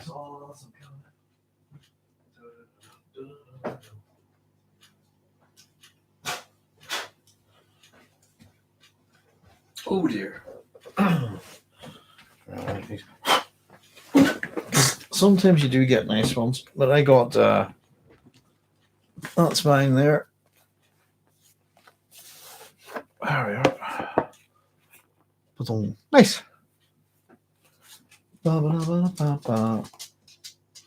As you can see, Art of War is kind of, but reads like a Ladybird book in some ways. If you see it, it's very simple. And really not much to it, but it's a pretty. I just think it's a pretty book, and I think I don't know how much I paid for this, but it's not what it says. It certainly wasn't on the. It says £25 on the back. I think I paid £1 for it. There we go. Well, that's my copy of The Art of War. I'm not sure who's that. Arcturus Publishers. Let your plans be dark and impenetrable as night, and when you move, fall like a thunderbolt. There you go, a little bit of Sun Tzu. Excuse me. But just show you, I got something similar, actually. I wonder where I got these. These are my, we've talked about the Greek myths, and I've shown you a couple of the books that I work on, but these are, once again, the books that I don't work on, if you see what I mean. That's my copy of The Greek Myths by Robert Graves. That's Leda and the Swan on the cover. Very nice books. Well, some books are very pretty, I think. An absolute pleasure. There we go. Oh dear, where are we in the week? Is this Sunday? Pardon me. Life's cheap. Let's see. We get just through the comments there. Yeah, indeed. And as I said, this is for us, the reader. This is where we start to. We've had a little bit of it with the still tent and the equipment that Paul and Jessica are kind of roughly checking out in the tent, etc. That gives us a sense of the planet. Here we've seen a group of Atreides people caught really out in the open without still sits, taking shelter in rock. They're not in a good situation. Some Fremen long to help,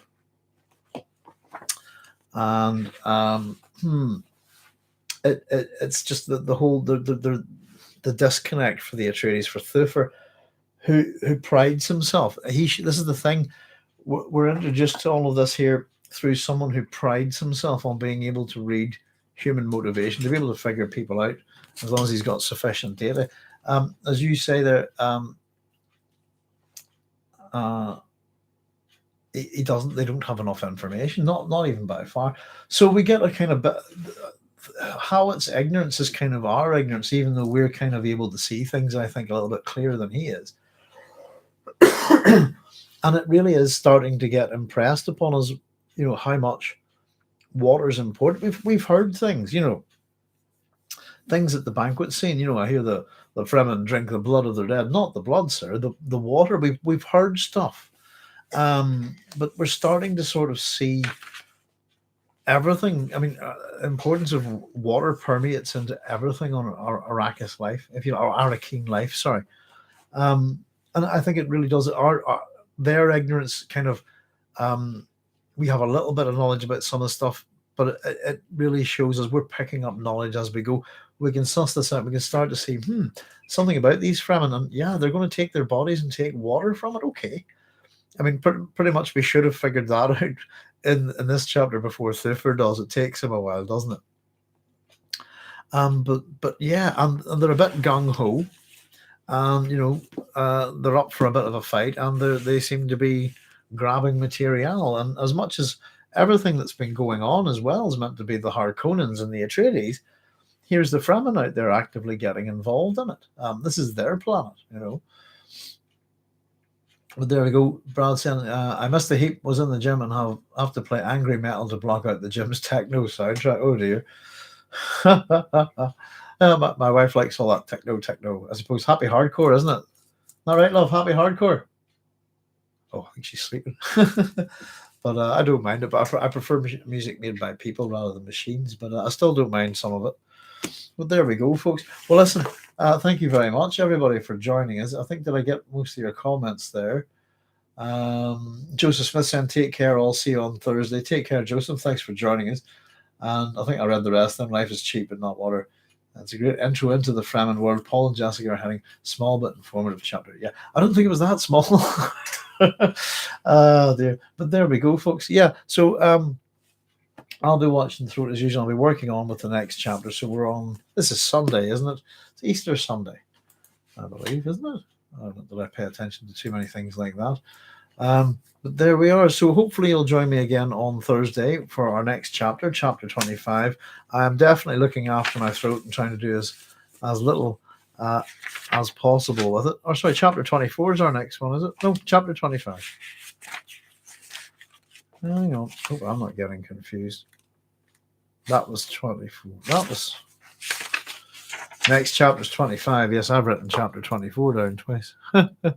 Next chapter is 25. Beginning Muad'Dib could indeed see the future. That one. Yeah, we're heading closer and closer into Arrakis, or further and further into Arrakis, and closer into the Fremen world. I think where we're going to get fairly absorbed into it. I think.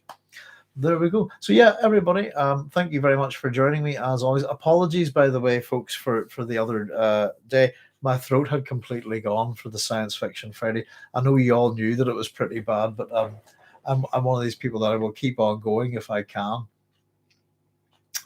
To live as today, I suggest. Oh, I do know it, Brad. So if you don't know the Metallica song "To Live as Today," I suggest you look it up and look up the very sad story behind it. Is that the World War One?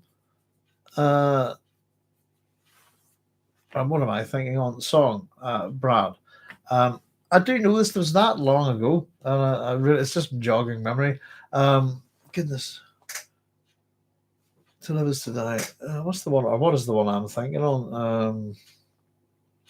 Quite like Ride the Lightning. I think would be my favorite Metallica album. To live is to die. I think I do know that one.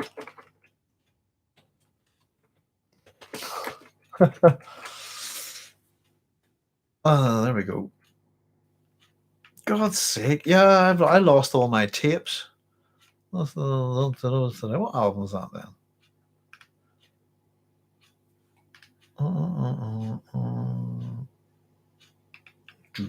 God, I haven't listened to Metallica in years.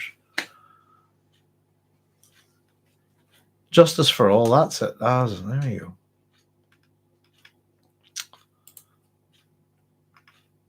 Oh, that's the one you were going. So, what did they steal that then? Do you think? Release date 1988. They must have.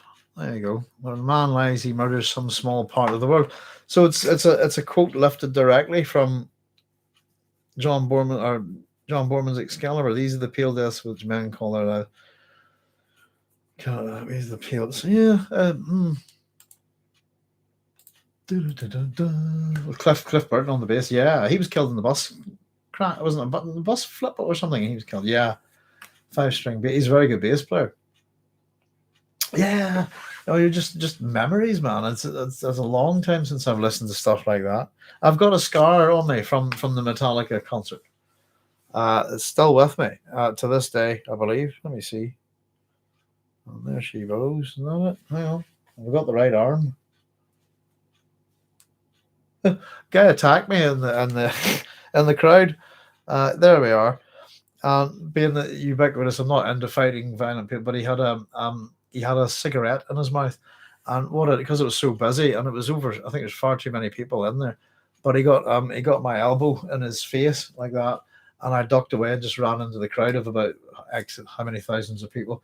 Never saw him again, and I had to meet up with my friends later on that day. And I was saying I had a bit of a time, but I'm okay. And like mate points to me, goes, Ross, like what? He said, you've got a cigarette sticking out of your arm. I have a wee scar. I just did that and ran, and apparently I got his cigarette, whatever, and it stuck in my arm. And this was about an hour and a half later, so I had a cigarette stuck in my arm for an hour and a half at that Metallica gig. One's the war song you're thinking on. It is indeed. Thank you, Brad. That's just about. Oh God, I'd have to shake my memory loose on that. I suppose musical tastes went. But I don't mind listening to Metallica. You know, I mean, it's just I haven't listened to them in ages. But I used to have an awful lot of music on cassette, and I have a very small handful of tapes left. Some of which are very, very bizarre little weird things. You know. Got a good one of yeah. Excuse me. Avoidance the art of war. Yes, indeed. Avoid war is something that should always be avoided. I think that's a good new introduction to the art of war by Dr. Russell Sloan. There you are. Avoid war if possible. Space was written by Cliff Burton before he was decapitated in the bus accident. One was the war song you were thinking. Yeah, thank you, Brad. Yeah, it's been a long time. Music's kind of a funny thing if you're a musician. I don't know if anybody else out there is, but I've forgotten more songs than I can remember in terms of playing. If you see what I mean. So I'm a person that I have to work at a song in my head to bring it back. And generally I need to have a guitar in my hand. And if then it's a question of, yes, I did play that once. When did I play it? In the 90s. And usually the stuff comes back to you, if you see what I mean. It takes a bit of effort, you know. But there we go. Listen, folks, thanks very much for chatting tonight. And was run away. Firstly, I was autocratic. Excellent. Run away. Well, there we go, folks. Thank you. I'm going to wrap it up for tonight. Throat's getting a bit tickly. Want to save the old voice for the next time. So we'll see you again, hopefully on Thursday for our next chapter. Hopefully on Friday for the Sci-Fi Friday. We've got tons of stuff. The thing that was on my radar is that it looks like David Lynch is looking to return to his Dune film and sort it out a bit, which I think would be amazing. And I've got to look into that. I don't know if it's rumor or not, you know. So listen, folks, I'll just say good night. Anyway, look after yourselves no matter where you are. Happy Easter too, and all of that stuff. And yeah, be safe. And we'll see you very soon. Thank you very much for joining me here on the station. All the very best and good night. Bye bye. Oh, I meant to talk about that tune, didn't